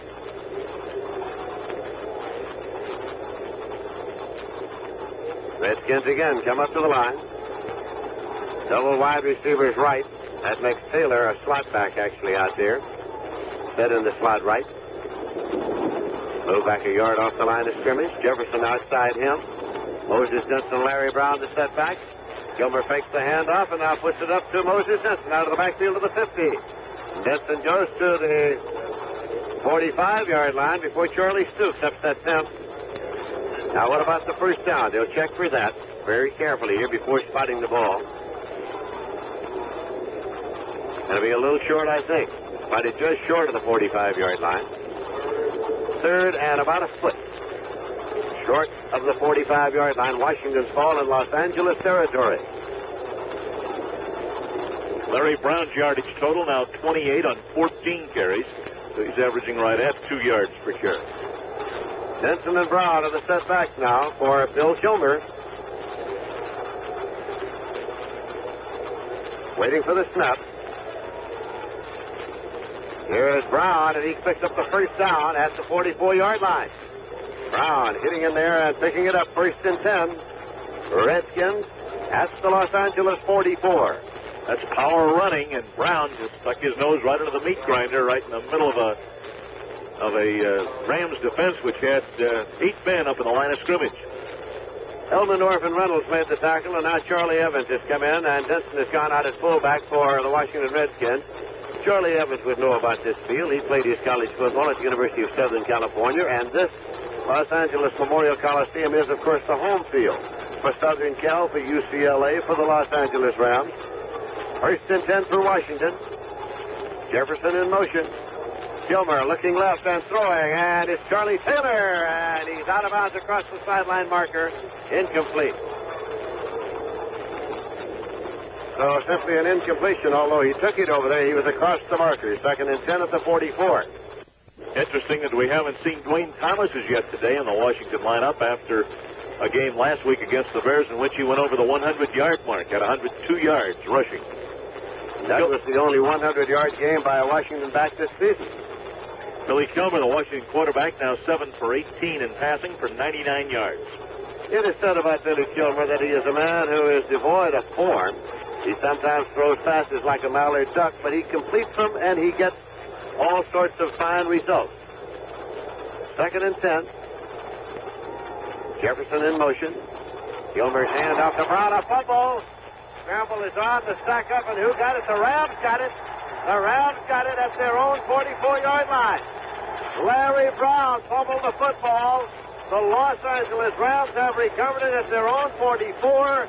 1st and 10, and Jack Reynolds, middle linebacker from Tennessee, came up with the football. And only the second, or I should say it is the second fumble lost by Washington in this game, and that's a lot for them. So the Rams now have the ball in good field position. They are trailing by 3.6 minutes, 44 seconds left in the quarter, and the crowd comes alive. Bertelsen and McCutcheon are the running backs for James Harris. Harris still waiting for the snap, has it now. Rolling out to the left side. He's chased out of there. Still scrambling. Finally cuts it loose. It's completed up to the 45. To the 50. It's Bob Klein. And he breaks tackles and is finally out of bounds inside the 45 at the 42-yard line of Washington. Darren Talbert finally brought him down. Big Bob Klein, 235-pounder. He played at Southern Cal. He took it and simply shouldered his way downfield. That's another mismatch when he gets into the secondary. He's a giant, 6'5" and 235, and the first missed tackle on that play was by Ken Houston, the safety man, who weighs only 198. With a quick change of direction. 2nd down, 3 yards to go. Ball is at the 35-yard line. 5 receivers left and right. 6 minutes left to play in the 3rd quarter. James Harris up there now, waiting for the snap. Washington shifts the defense. Now a hole is opened up on the left side for McCutcheon, and he moves it in for the first down, I believe. And Haggerty, the referee, will spot the ball carefully and take a look and indicates first down. First down at the 32-yard line for the Rams. That's the Washington 32. Turnovers in this game now are even. The Redskins have lost 2 fumbles, and the Rams have had 2 passes intercepted. So it's all even. 2 turnovers committed by each team. Harold Jackson out of the huddle, wide receiver to the right side. Lance Wenzel, wide receiver to the left side.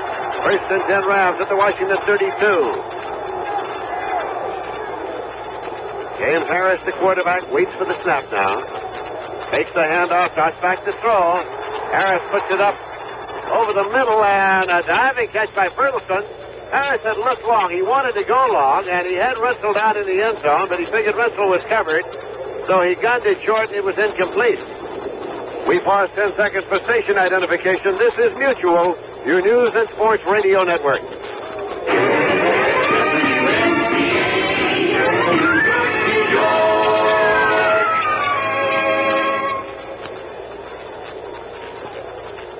This is Lindsey Nelson with Dave Martin at the Los Angeles Coliseum.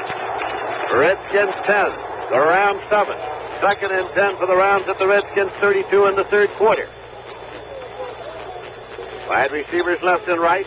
Now they loosen up the running back. And it's given off this time to Bertelsen. Tries to turn a corner left and does as he gets to the 26-yard line. Bertelsen carrying on the play. Picked up 6. It'll be 3rd and 4 in Houston. Along with Dave Robinson, made the tackle.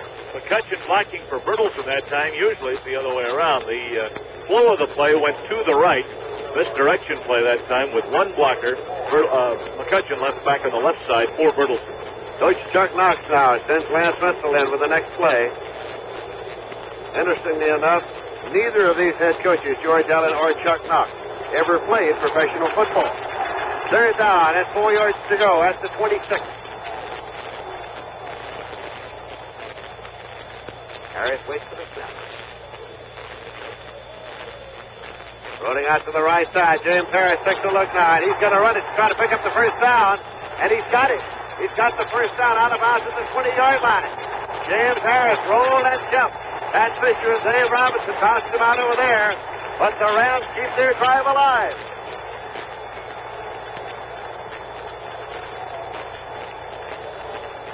Here comes Jack Snow in for the next play for the Los Angeles Rams as the Redskins lead them 10-7. 4 minutes, 5 seconds left to play in the third quarter. James Harris starting to pick up some yardage on the ground now. 20 yards and 4 carries for the Rams quarterback. Harris now breaks the huddle, brings the Rams up there. 2 setbacks and wide receivers left and right.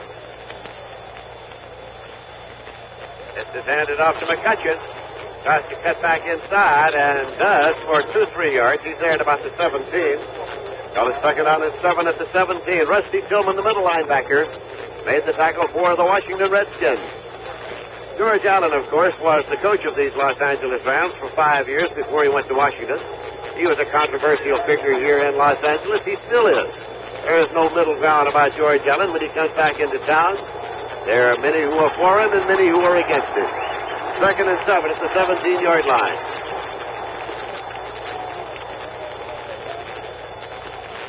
Rams are up there set once again. James Harris waits for the snap. Gets it. They keep it on the ground. It's Bertelsen this time, and he finds the hole. Gets inside the 10. Goes down to the 7-yard line. First and goal at the 7 for the Los Angeles Rams. Rams on the move now. They are in a serious threat, trailing 10-7. A key spotlight here for them. With 3 minutes to go, third quarter. Tony Baker's coming in. Pat Terrence coming in. They're getting the power in there now to keep the ball on the ground and try to drive it in there. The outset of the day, we had said it would be the ground attack of the Rams against the passing attack of the Redskins. That's what it's been here this afternoon. First and goal at the 7-yard line. Bertelsen and Tony Baker, the running back. McCutcheon is out at the moment. Big Tony Baker, 215-pound running back. James Harris has them up there now, calling starting signals. Harris rolls to the right side, and he is going to keep it. Tries to cut back. He gets to the 6-yard line, trying to get to the 5. We'll see exactly where it's going to be spotted. Chris Handberger, Rusty Tillman made the tackle on James Harris, the quarterback who was running the ball from the start. Had no intention of passing it as he rolled out right. And Tony Baker out there in front of him, just outside the 5-yard line. Second down and goal. Then the Rams running and finally getting that ground game going, which has produced this march. They leave the setbacks as they are. And pencil in for the next play. So it's Bertelsen and Baker at the running back spot. James Harris up there. Second down. And Harris has the ball. Lost it over left. And it is in the end zone. And it's incomplete. Incomplete. Bob Klein, the tight end, went up. He came down on his back. But it is an incompleted pass. So it's going to be third and goal outside the 5-yard line. Greg Owens and Chris Handberger covering defensively. That just might have been an audible at the line of scrimmage. Washington had 7 men up on the line, apparently expecting a run, and Harris threw the pass. Almost completed it. So again, the Redskins break the Rams break the huddle, come up to the line. Third down and goal to go. Tight alignment here. Just outside the 5-yard line. They're trailing by 3 points in the third quarter. Now this is Harris rolling right. Takes a look. Tries to clear Bertelsen. Bertelsen. Penalty marker thrown. Touchdown is signaled. But a penalty marker is thrown. Bertelsen took the ball. One official signal touchdown. Interference is a call. Interference against the Rams. No touchdown. It's nullified. Offensive interference against the Los Angeles Rams. That nullifies the catch by Bertelsen in the end zone. So no touchdown. Penalty is marked off now by referee Pat Haggerty. A 15-yarder. And the ball comes back to the 20-yard line. Offensive interference against the Los Angeles Rams. Apparently pushing on that play by the offensive player. So it's now going to be a third down, 20-yard to go situation. Third and goal to go from the 20 for Los Angeles, trailing 10-7. 1 minute, 36 seconds left to play in the third quarter. The Washington Redskins are still leading by a score of 10-7. One of the big plays in the ball game, and James Harris turns and calls time. James Harris was almost up to the line. Turn and call time. He wants some further counsel from his coaching staff, and he's coming over to the sideline to talk it over. And with the score 10-7 in favor of the Redskins, there's a timeout on the field. Now this for State of Florida, City of Miami. Say, remember last summer when you had the best tan on the beach? Or that wonderful day you actually broke par? It can happen again this winter in warm, sunny Florida. So why not plan now for a winter break in Florida? You deserve it. Your family deserves it. And Florida offers great winter values. From the white beaches of the Panhandle all the way to the Keys, Florida awaits you with the warmth of the tropical sun. And we know you'll have a great time visiting Greater Miami. Really two cities in one, you know. Modern Miami with its great hotels and motels, golf courses and tennis courts. And the Miami flavored with the old world charm of Old Havana, with its gay, colorful fiestas, excellent Cuban restaurants, and warm, friendly Latin charm. You'll have a great time in Greater Miami this winter, so don't just wish for summer to come. Come where it is in Greater Miami in Florida. Florida, the state of excitement. Rams have been penalized 5 times today for a total of 49 yards. Washington has not been penalized a single time. Third down and goal to go for the Rams. They have the ball at the Washington 20-yard line. We have 1 minute, 36 seconds left to play in the third quarter. The Redskins are leading by a score of 10-7. James Harris up there now with the running back set. He steps back and guns it, and at the goal line it's incomplete. No penalty marker thrown. The receiver's on the turf. It was Renzel, the man for whom it was intended. He's on the turf and no penalty marker. Mike Bass was right there. So it is a fourth down circumstance now. And we're getting David Ray coming on to attempt a field goal. It'll be into the wind. If good, it would tie the score. And a very brisk wind, too. Very brisk, blowing right now out of the west. This field runs east and west. That was a very costly offensive interference penalty. This will be a 37-yard attempt. Priest is on one knee at the 27. David Ray, who is 9 for 16 in field goals this year, will attempt. Priest now marks the spot. Does a little groundskeeping. Hands out stretch. Priest is waiting for the snap. Puts it down. David Ray puts it up, and it is good. 37-yard field goal is good, and the score is tied. Washington 10 and Los Angeles 10. Well, despite the wind, he got plenty of power into that kick. It carried well squarely between the uprights. A clutch kick by David Ray, and now the game is tied at 10-10. But from a third down, 6 yards to go situation for a touchdown, third and goal at the 6, the Rams had to settle for the field goal, primarily because of the offensive interference penalty called on them, a costly penalty. When you lose 49 yards in penalties in a ball game, it's equivalent to about 1 turnover. Figure that a turnover costs you approximately 40 yards. Each team so far in this game has made 2 turnovers, is committed to, but in addition to that, Rams have been penalized 49 yards and the Redskins none. So now it'll be the Los Angeles Rams kicking off. The ball will be teed up at the 35-yard line. Keep in mind, of course, this is a championship playoff game, and the sudden death is not limited to 1 quarter, such as it is in the regular season. If we should get to a sudden death, incidentally, in the National Football Conference play this year, there were 2 sudden death games, and one of those ended in a tie under the new rules of this season. David Ray tees the ball up now. He'll be kicking into the wind. Larry Jones and Doug Cunningham are the deep men to receive the kickoff for the Washington Redskins. David Ray now retreats, and he's waiting for the whistle of the referee, Pat Haggerty, and there it is. Ray comes forward slowly. Puts it up over to the right side, comparatively short, and it is fielded by Cunningham at the 24 to the 25 to the 30, 35. And across the 40, and the ball got away. The scramble is on. The Rams recover at the 42-yard line of Washington. The Rams have recovered the fumble at the Washington 42-yard line. On the kickoff return, Washington fumbled the ball away. Colin Bryant on the ball.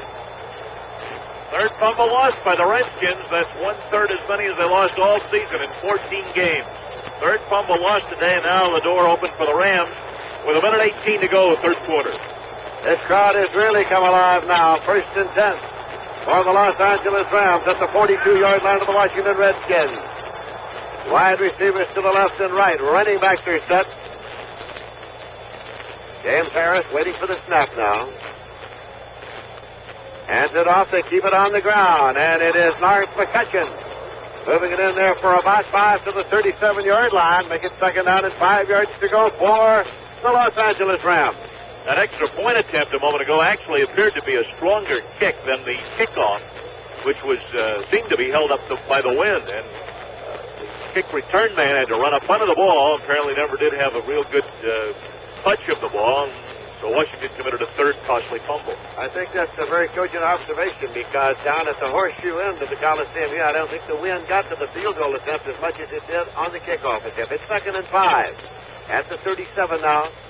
Wide receivers left and right for the Rams. Keep it on the ground again. McCutcheon, he's a bread and butter runner, and he's got his 31-yard line for a first down. First and 10 for the Rams. That's the Washington 31-yard line. Mutual salutes the men and women who made this country great. Weekdays at 12:30 New York time. Here are the Great Americans over many of these Mutual Network stations.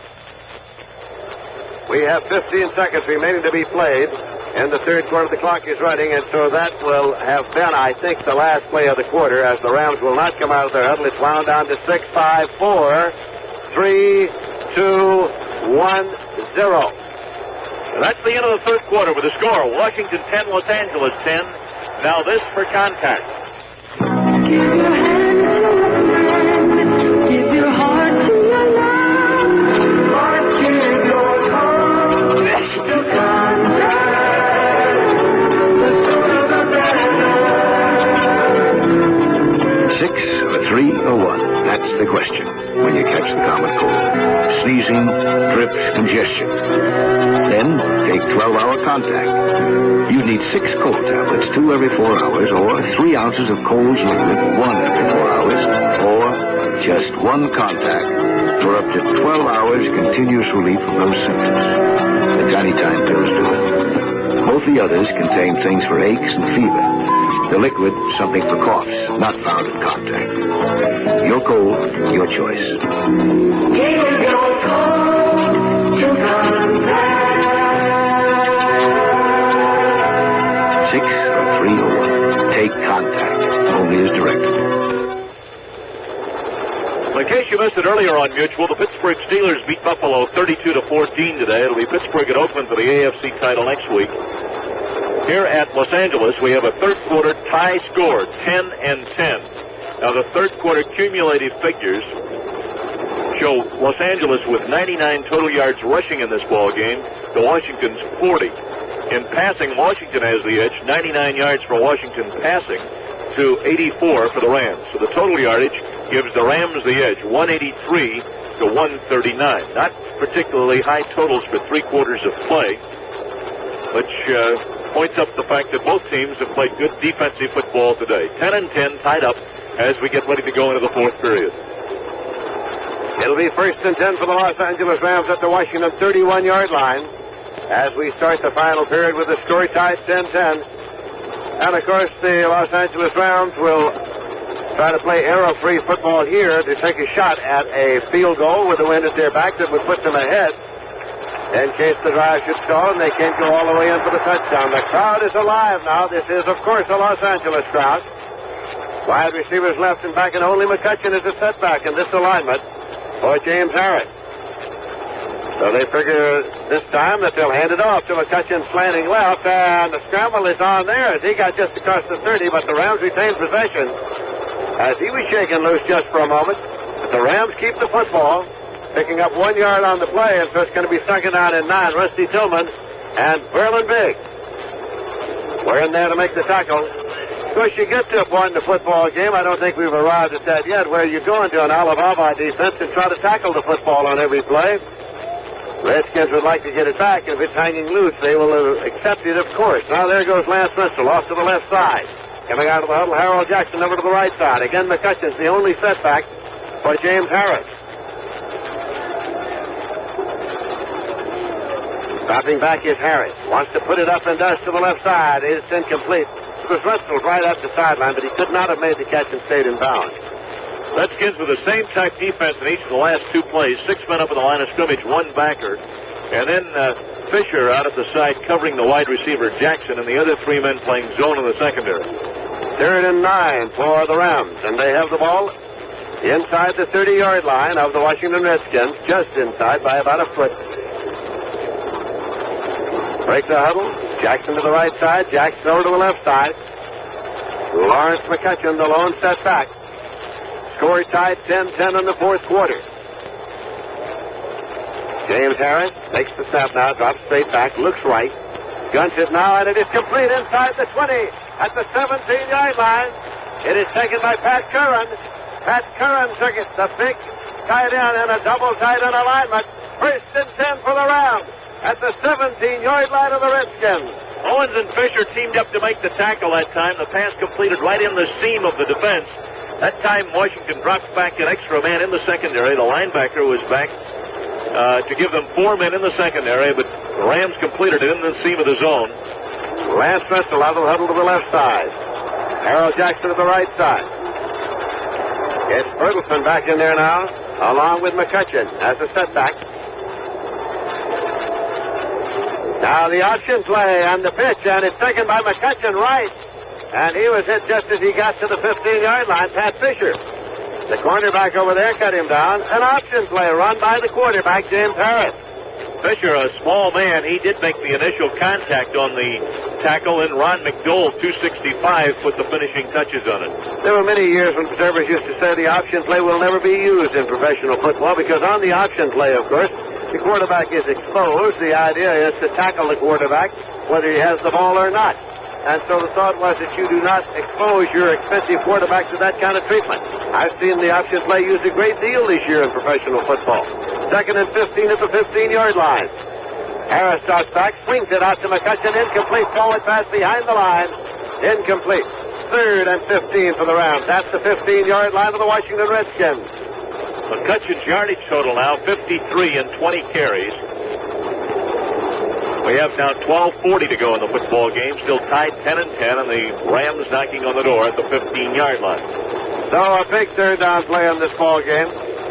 If they don't make it here from this point, the field goal would be a 32-yard attempt if this should be the line of scrimmage. In other words, if they should try a pass and it would be incomplete, it would be a 32-yard attempt. But now the big 3rd down play from a slot left to the wide receiver right.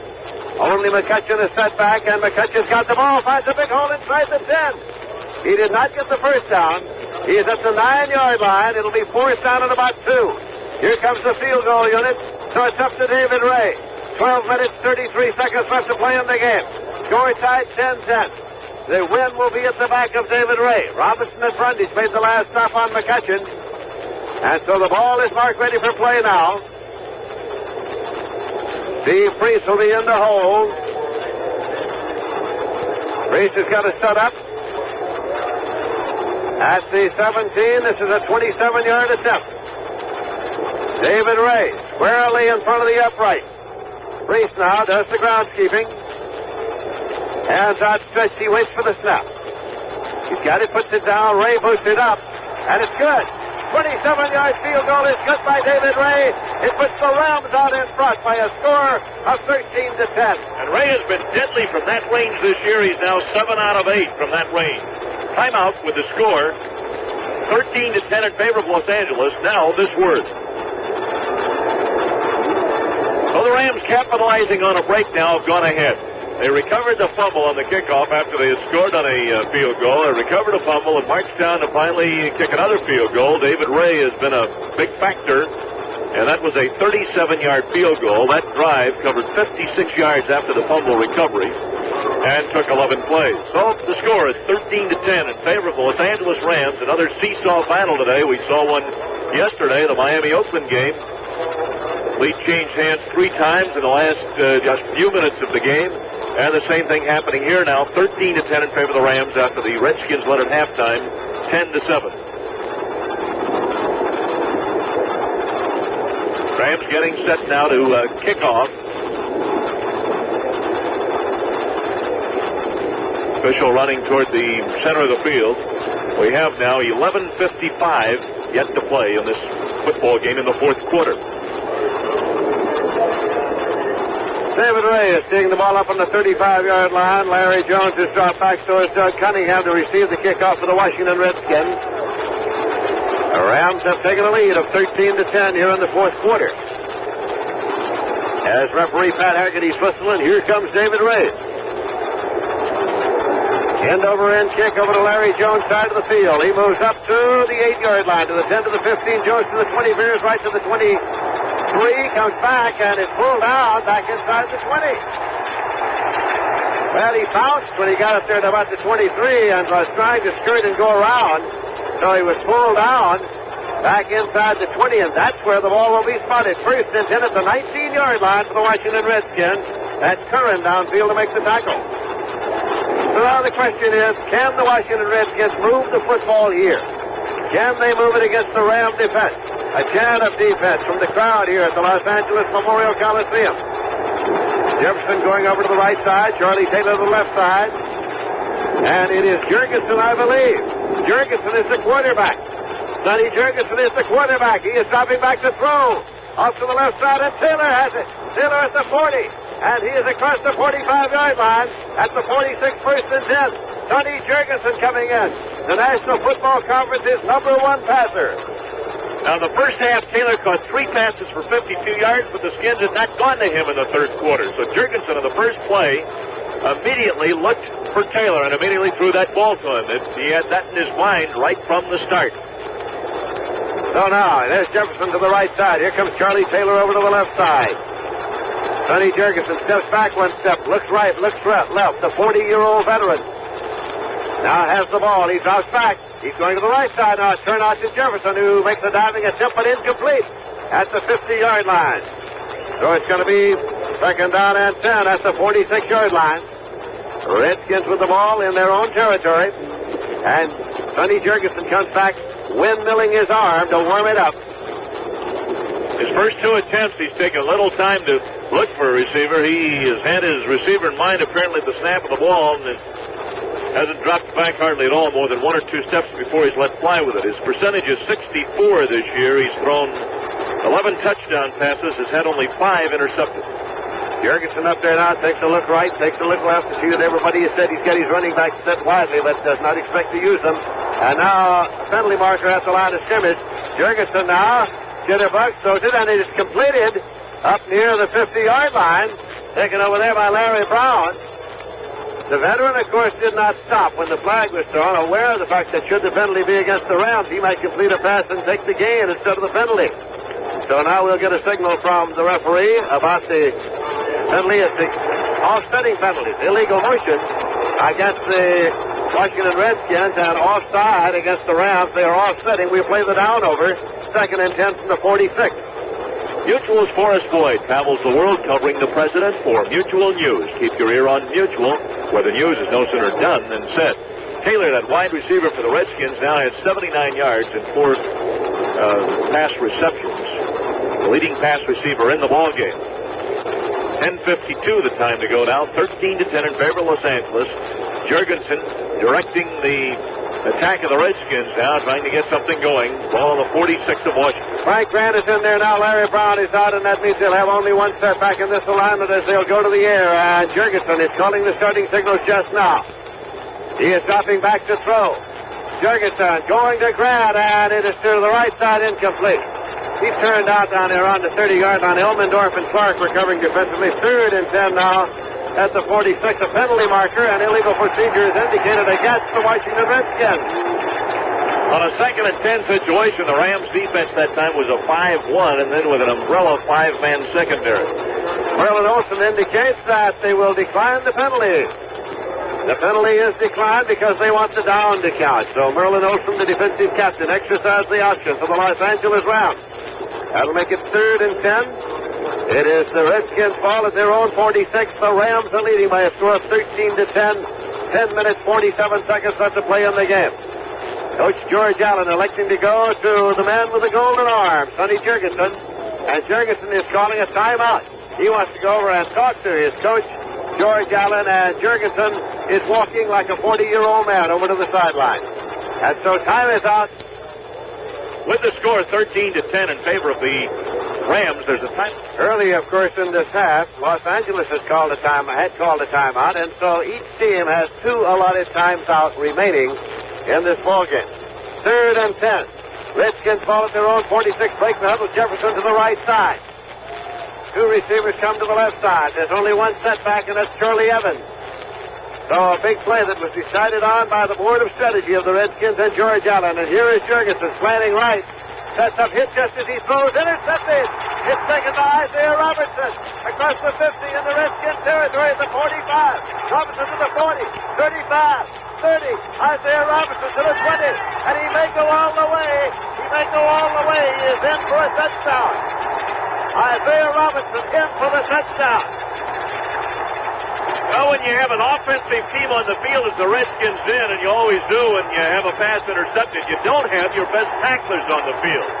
There was missed tackle after missed tackle on that interception return. One I saw particularly was by Charlie Taylor missing a tackle on about the 20-yard line. Should be pointed out that Jurgensen was hit as he passed. He did not have a great deal on the ball. Merlin Olsen was the man who hit him. He did not have a great deal on it, and he lost it up there, and so Isaiah Robertson made his move. Moved into interceptions and ran the broken field, and Robertson was swamped down at the peristyle end of this Coliseum as he ran on past the end line and down to the spacious area there. We have a conversion attempt coming now. Priest is in the hole for David Ray. Priest now doing his groundskeeping, ready to extend his hands and receive the snap. High snap, and Priest comes up to pass it now. Priest throws, and it is taken at the 1-yard line, but the completion, it is incomplete, and in any case would not have been a conversion, so it is no good. And the score is Los Angeles 19, Washington 10. And here's a word from Lazy Boy and United Delco before the next kickoff. We enjoy Christmas in Florida, too. This is Coach Don Shula with a special Christmas message. For the perfect gift this Christmas, give a Lazy Boy chair. Lazy Boy, with its rugged construction and He-Man comfort. Lazy Boy gives you reclining pleasure day after day and Christmas after Christmas. But remember, there are many imitations, but only one Lazy Boy. Take it from Don Shula. This year, your perfect gift is a first-class recliner from Lazy Boy, the chair people. It's a champion. You may be able to find out right now if your car is going to start on cold mornings this winter. Because starting can depend on your battery, and that can be checked. Is your car a bit slow to start? Or do your lights go dim when you pull up to a stop? If you're just not sure about your battery, stop in at a Delco dealer. Have him check everything out. If you need a new battery, have him install a new Delco battery. David Ray tees the ball up on the 35 to kick off. Larry Jones is dropped back. Todd Cunningham with him on the conversion attempt. The snap was high to Priest. He elected then to try to pass it to Klein out at the 1-yard line. The ball rolled away incomplete, so the conversion attempt was no good. And the Rams are leading by a score of 19-10. There's Pat Haggerty's whistle. Here comes David Ray. Puts it up end over end. And Larry Jones waits at the 5-yard line. Larry Jones back to the 10-15. Veers left. And it's pulled out at the 17-yard line. And so they'll start first and 10 at the 17, the Redskins. We pause 10 seconds for station identification. This is Mutual, your news and sports radio network.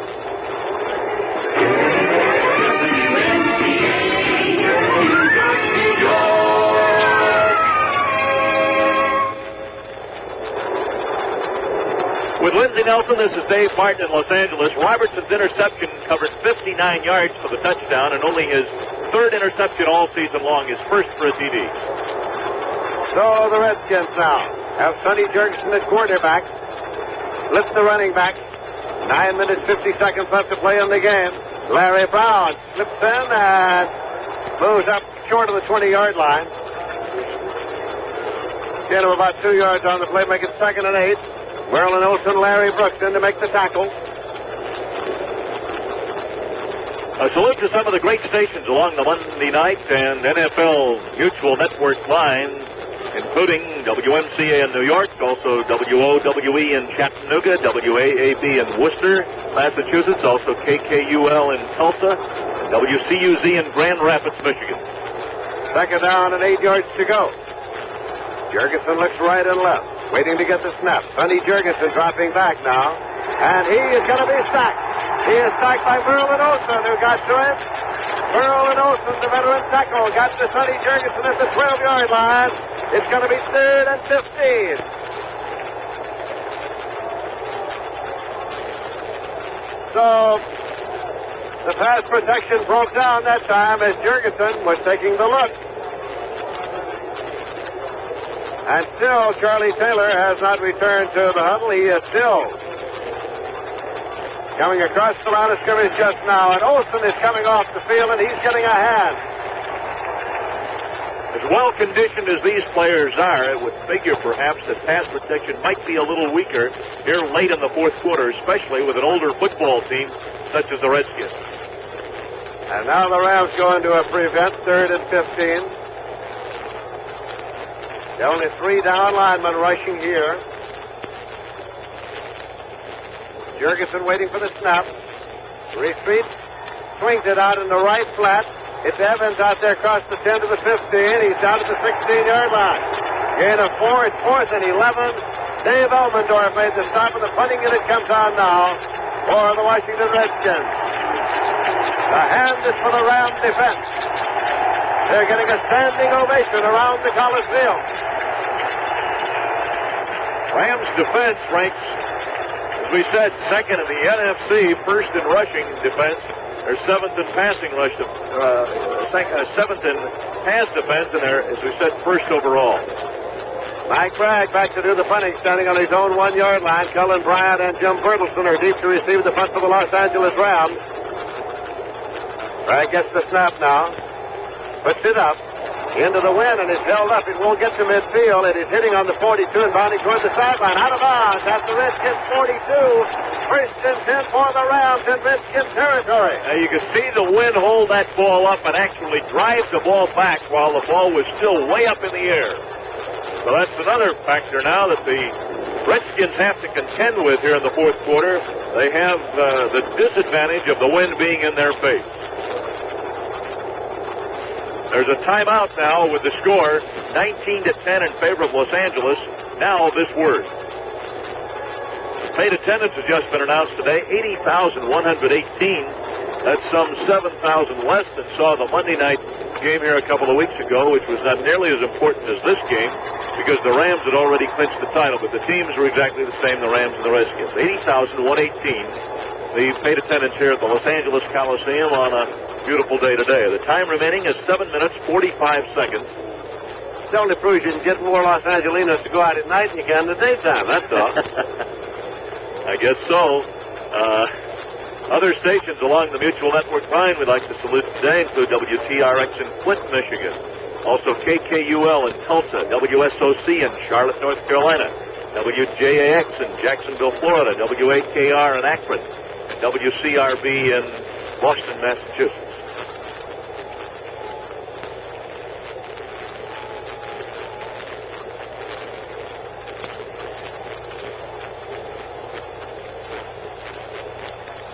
As players resume now, it is 1st and 10 for the Los Angeles Rams at the Washington 42-yard line. Lindsey Nelson with Dave Martin here in Los Angeles. 7 minutes, 45 seconds left to play in the game. The Rams are leading by a score of 19-10. They're running a slot right this time. McCutcheon and Bertelson are the running backs for James Harris. Harris gets the snap now, gives it off to Lawrence McCutcheon. He veers left, picks his way inside the 35-yard line to the 34-yard line. Chris Hamburger in to make the stop. Going to be spotted at the 35. And a 7 on the play. 2nd down and 3 yards to go for the Los Angeles Rams, who haven't won a playoff game in recent years. And so the fans are beginning to smell a victory here this afternoon, and they are very much alive. More than 80,000 of them. Jackson to the left side. He's doubled over there with Jack Snow. Running backs evened up. James Harris, who took over in the 6th game of the season as the quarterback for the Los Angeles Rams. A major shakeup at that time. Here's the handoff again to McCutcheon, and he's trying to get to the first down sticks. He got a yard, about a yard and a half, actually, so it'll be 3rd, about a yard and a half to go. Redskins defense that time was overshifted to their left. They And a couple of linemen spaced very close together on that side, an extra lineman on that side, and 2 linebackers on that side. All right, Jackson comes off, McCutcheon comes off, Pat Curran, the tight end, comes in with Tony Baker. That's the alignment they use on short yardage situations. Third down, about 1.5 yards to go. Ball is at the 33.5-yard line. Bertelsen and Baker. James Harris waiting for the snap. Got it now, and here's a handoff in close, taken by Baker. He dives for it. I don't think he got there. As Tony Baker, 215-pound running back, made a dive, but the Washington defense tripped him up, and it's going to be 4th down. So now, they look to the sideline. Chuck Knox with a decision to make here. The ball is at about the 33-yard line. 4th down coming up. And here comes Rintel with the next play. They're going to go for it. It's going to be 4th down, 1.5 yards to go. On 3rd and 1, Washington had all 11 men up within 1 yard of the line of scrimmage. Now it's 4th and 1. They leave Bertelsen and Baker, and there's a running back. 4th down play. 33.5-yard line. James Harris waiting for the snap. Hands it off again. It is taken by Tony Baker, and he got in there, I think, for the 1st down. I think he made it. They're getting on stack just now. They have to take out the chain. A very important spotting of the ball will occur here.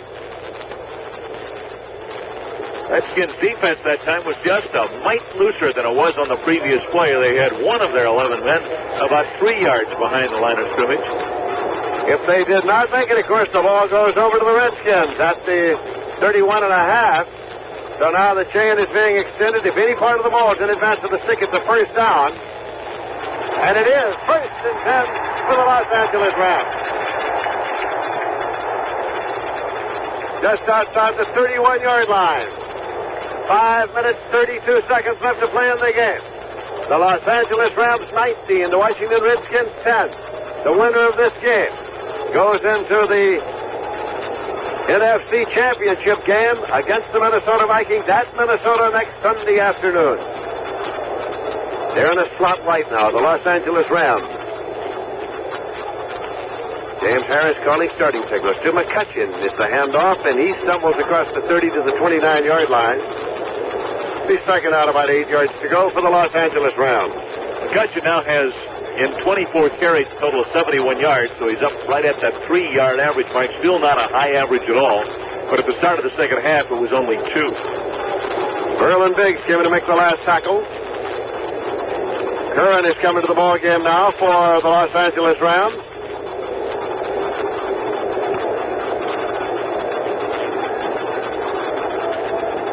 Five receivers left and right. McCutcheon is the only setback. Bertelsen came out.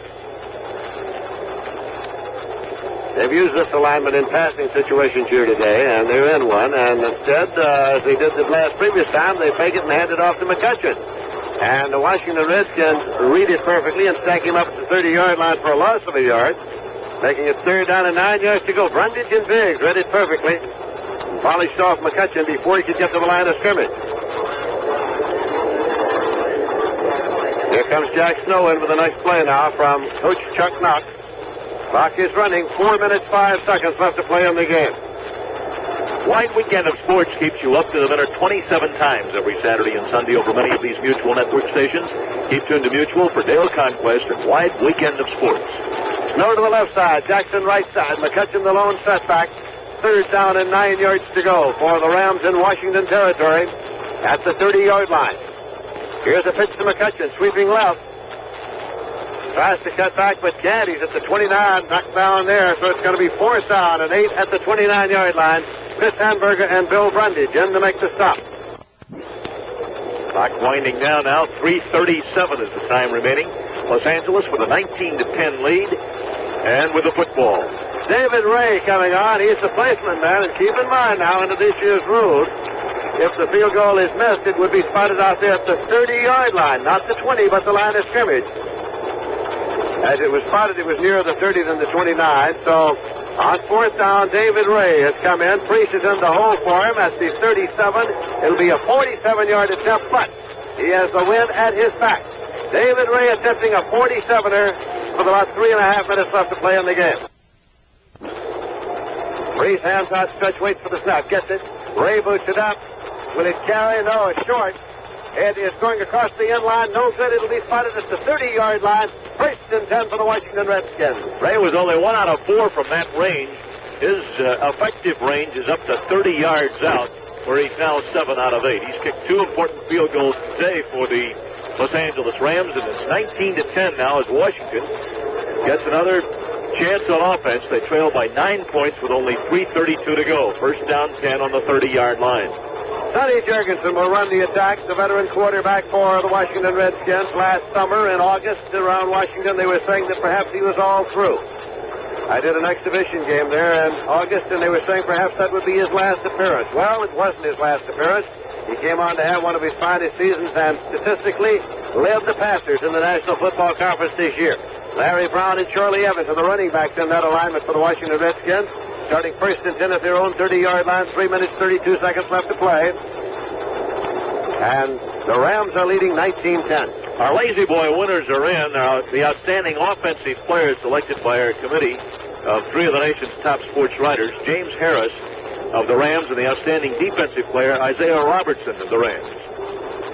What a tribute to the performance of James Harris, who took over in the 6th game of the season, not having had much experience in the National Football League, and took over from John Hadel, who had a great career. James Harris has guided these Los Angeles Rams to the brink of the championship game of this conference. Now, before the snap, there's contact made. Penalty markers are thrown. Well, he had a little slump in the first half today, Harris did, when he threw 2 interceptions on 2 consecutive passes attempted. Then he stayed to the ground for the rest of the half primarily, but in the third quarter he's directed the Rams' attack, and it's been effective. They come from a 10-7 deficit to a 19-10 lead. Illegal procedure penalty against the Washington Redskins. Puts the ball back on the 25-yard line and makes it first and 15 now for the Redskins. They trail by 9 points. Clock, of course, was not started because the ball was not snapped. Jurgensen down on one knee calling the next play. He sends Jefferson forward to the left side. Charlie Taylor to the right side. Smith is running back. Hands on hips. Takes a look around. And now Jurgensen drops back. Steps up into the pocket and guns it, and it's intercepted. Taken by Jack Reynolds at the 42, and he's at the 30-yard line and out of bounds near the 30-yard line of Washington. Jack Reynolds, the middle linebacker, intercepted Jurgensen. First and 10 for the Rams at the Washington 30-yard line. Well, a costly interception, no doubt about that, as Reynolds comes through. That's 5 turnovers committed by Washington today. They have not scored a point in the second half of this game. 5 turnovers by the Redskins and only 2 by the Rams, which tells you the difference in the game as much as anything. In fact, the most important factor in this game, the Redskins' mistakes, especially in the second half. The Los Angeles Rams haven't won a playoff game since they defeated the Cleveland Browns 24-17 back in 1951. They are smelling a victory here now with 3 minutes, 24 seconds on the clock. Jack Snow forward to the left side. McCutcheon and Bertelsen are the running backs for James Harris. First and 10 for the Rams at the Washington 30. Here is Bertelsen hitting over his own left guard, and he drives his way 4 yards to the 26-yard line. It is second down and 6 yards to go. Ron McDowell and Rusty Tillman made the stop for the Washington Redskins. Those 5 turnovers have been on 3 fumbles lost and 2 intercepted passes committed by Washington. Los Angeles' only turnovers came on the 2 intercepted passes, 2 interceptions of Harris in the first half. Washington getting Deacon Jones into that defense now. Second and 6 as the Rams break the huddle, sending Lance Rensel to the left side. Bertelsen and McCutcheon, the running backs for James Harris. He's waiting for the snap from Ken Iman, his center. Gives it off to McCutcheon, up the middle, backs up at the 25-yard line. It's going to be 3rd and 5 right there. Gilman and Brundage again met McCutcheon. 2 minutes, 30 seconds remaining to be played in this ball game as we wind down towards the 2-minute warning, which is, of course, an automatic timeout, at which time both benches are notified of time remaining. Here comes Jack Snow in for the next play, taking his time as Chuck Knox does a little gamesmanship here with the clock.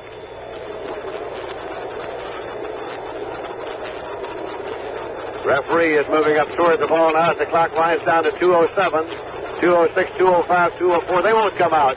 2:03, 2:02, 2:01. 2 minutes, and there the clock is stopped. The Rams didn't have to get off the play, and that is an effective technique of using up the clock. Now as we go into the last 2 minutes, each team has 2 timeouts remaining. It's important as far as the Redskins are concerned. The trailing team, but it's not important for the leading team. That was an effective ploy by Knox, as you pointed out, Lindsay, to use up some extra seconds. I thought they might get a delay. You have to get the play off in 30 seconds, but the Rams were well aware of the fact that they were inside the 2:30 mark, and they had all that time to use up. The officials in the contest, they're now comparing notes. I should imagine at this point they usually compare notes to be absolutely certain of the number of times out remaining. And according to our count, each team has 2. The Los Angeles Rams, however, have a 9-point advantage at this juncture of the ball game. Some parks in the National Football League, they show those timeouts remaining on the scoreboard, but they don't here in Los Angeles. Sugar Bowl game coming up on Mutual on New Year's Eve on December 31st at New Orleans. Jack Brickhouse and I will be there to bring you all the thrills in action as the Florida Gators, coached by Doug Dickey, take on the powerful Nebraska Cornhuskers, now under Tom Osborne. Both had records of 8-3 this year. Nebraska played Oklahoma, a very close game during the season. Nebraska, over the last several years, under Bob Devaney and now under Tom Osborne, has been a strong team. Well, be sure to be with us over many of these Mutual Network stations. New Year's Eve from New Orleans, Florida, against Nebraska. All right, 3rd and 5 for the Rams at the Washington 25-yard line. James Harris up there calling starting signals. He is rolling out to the right side. He wants to run it, and he gets inside the 25 to the 24, and that's all. So it'll be 4th and 4 as again the Washington defense has dug in to halt the 3rd down play. Pat Fisher and Ken Houston over there. So the ball will be spotted at the inbounds marker. 4th down will be coming up.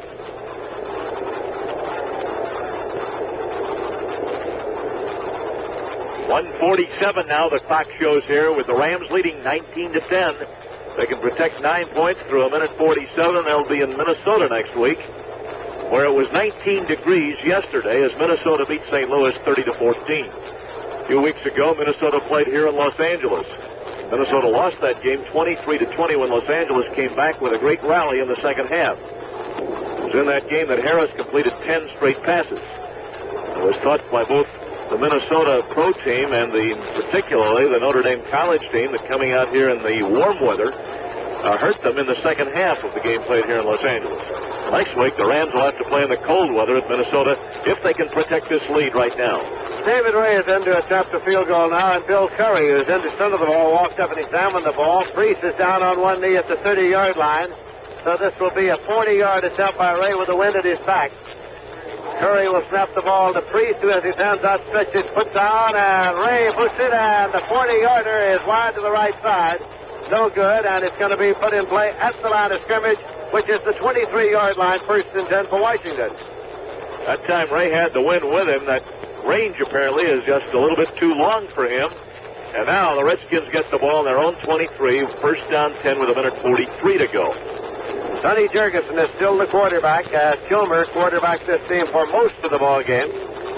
Larry Brown, Charlie Evans are the running backs for the Redskins, but you can expect to see Sonny Jurgensen go to the air here to Taylor, Jefferson, Jerry Smith. 1st and 10. Jurgensen with a quick count now has the ball. He goes right, pops it out there to Evans in the flats to 30-35.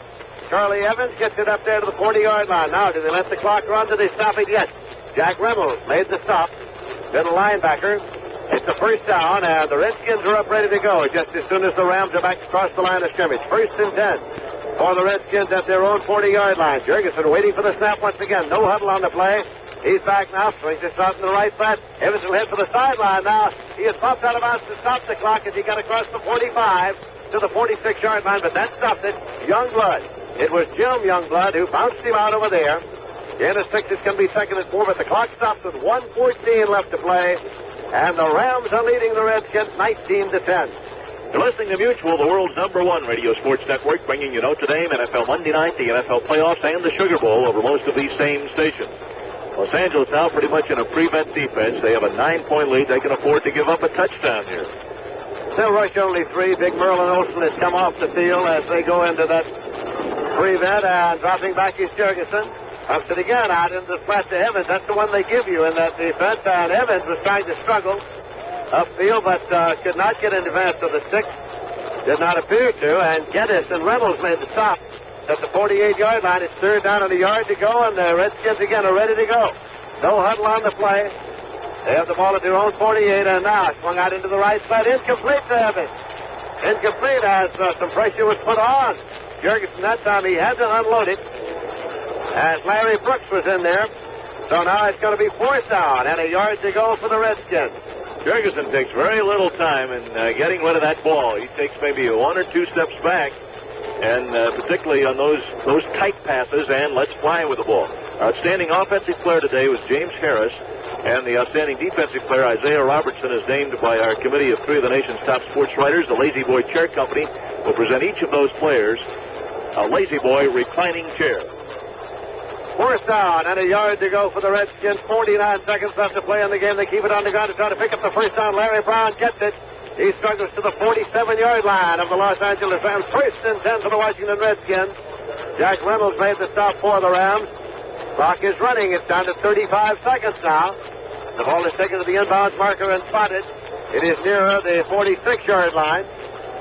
Clock is still running, and it's down to 26 seconds. The Redskins want to run this play and then get the timeout if they don't stop it otherwise. And now here goes the pass up the middle.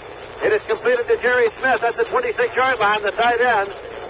16 seconds on the clock, and now the timeout. Now the timeout call for the Redskins. 1st and 10 at the Los Angeles 26. Elmendorf and Simpson made the tackle. That's the last timeout now that Washington has. 16 seconds to go. Their hope now to score quickly and I guess get a fumble and get a field goal. That's about their only hope, and that would be a minor miracle. 16 seconds to go. Washington on the Rams' 26-yard line. Timeout on the field. Rams now only 16 seconds away from being in the title game. If the Washington loses today, George Allen will have a record of 0-6 in road playoff games. Well, already we know that in the American Football Conference that the championship game will be played between the Oakland Raiders, who had a fantastic victory over Miami yesterday, and the Pittsburgh Steelers, who had a victory over Buffalo today. So it'll be Oakland and Pittsburgh in the AFC. In the NFC, we know that Minnesota is in as they defeated the St. Louis Cardinals yesterday. And to all intents and purposes, the Los Angeles Rams are in. So apparently it's going to be Minnesota and the Rams at Minnesota next Sunday. 1st and 10 for the Washington Redskins. The ball outside the 26-yard line of the Rams. 16 seconds on the clock. Sonny Jurgensen brings them up. Running back widely set here to allow Jurgensen to drop straight back. Comes back now, takes a look. Going to go along to the end zone, and it is Bill Simpson there in the end zone, intercepting for the touchback. It'll be put in play. 1st and 10. The Rams ball at their own 20. Simpson intercepted in the end zone. Simpson has shored up that pass defense of the Rams in great shape. He's one of the 2 men Chuck Knox has inserted into the secondary as starters since the start of the season. The other was Clark. Simpson made the interception about 2 yards deep in the end zone, immediately downed the ball for a touchback to virtually snuff out the final possible Washington threat in this game. That's the 3rd pass of Jurgensen's, which has been intercepted, and he's played only here in the 4th quarter. Well, if they want to run a quarterback sneak and end the game right here, they can, because the Redskins cannot stop the clock. So it's a tight alignment, and Harris can take the ball and simply drops to the ground if he wishes and let the clock run out. 8 seconds on the clock, and he does that. He is protected to keep people off of him by 2 of his own players. The clock runs down to 3, 2, 1. The game is over. The Los Angeles Rams are in the finale. They will be meeting Minnesota next Sunday for the championship of the conference. The final score, Los Angeles 19, Washington 10.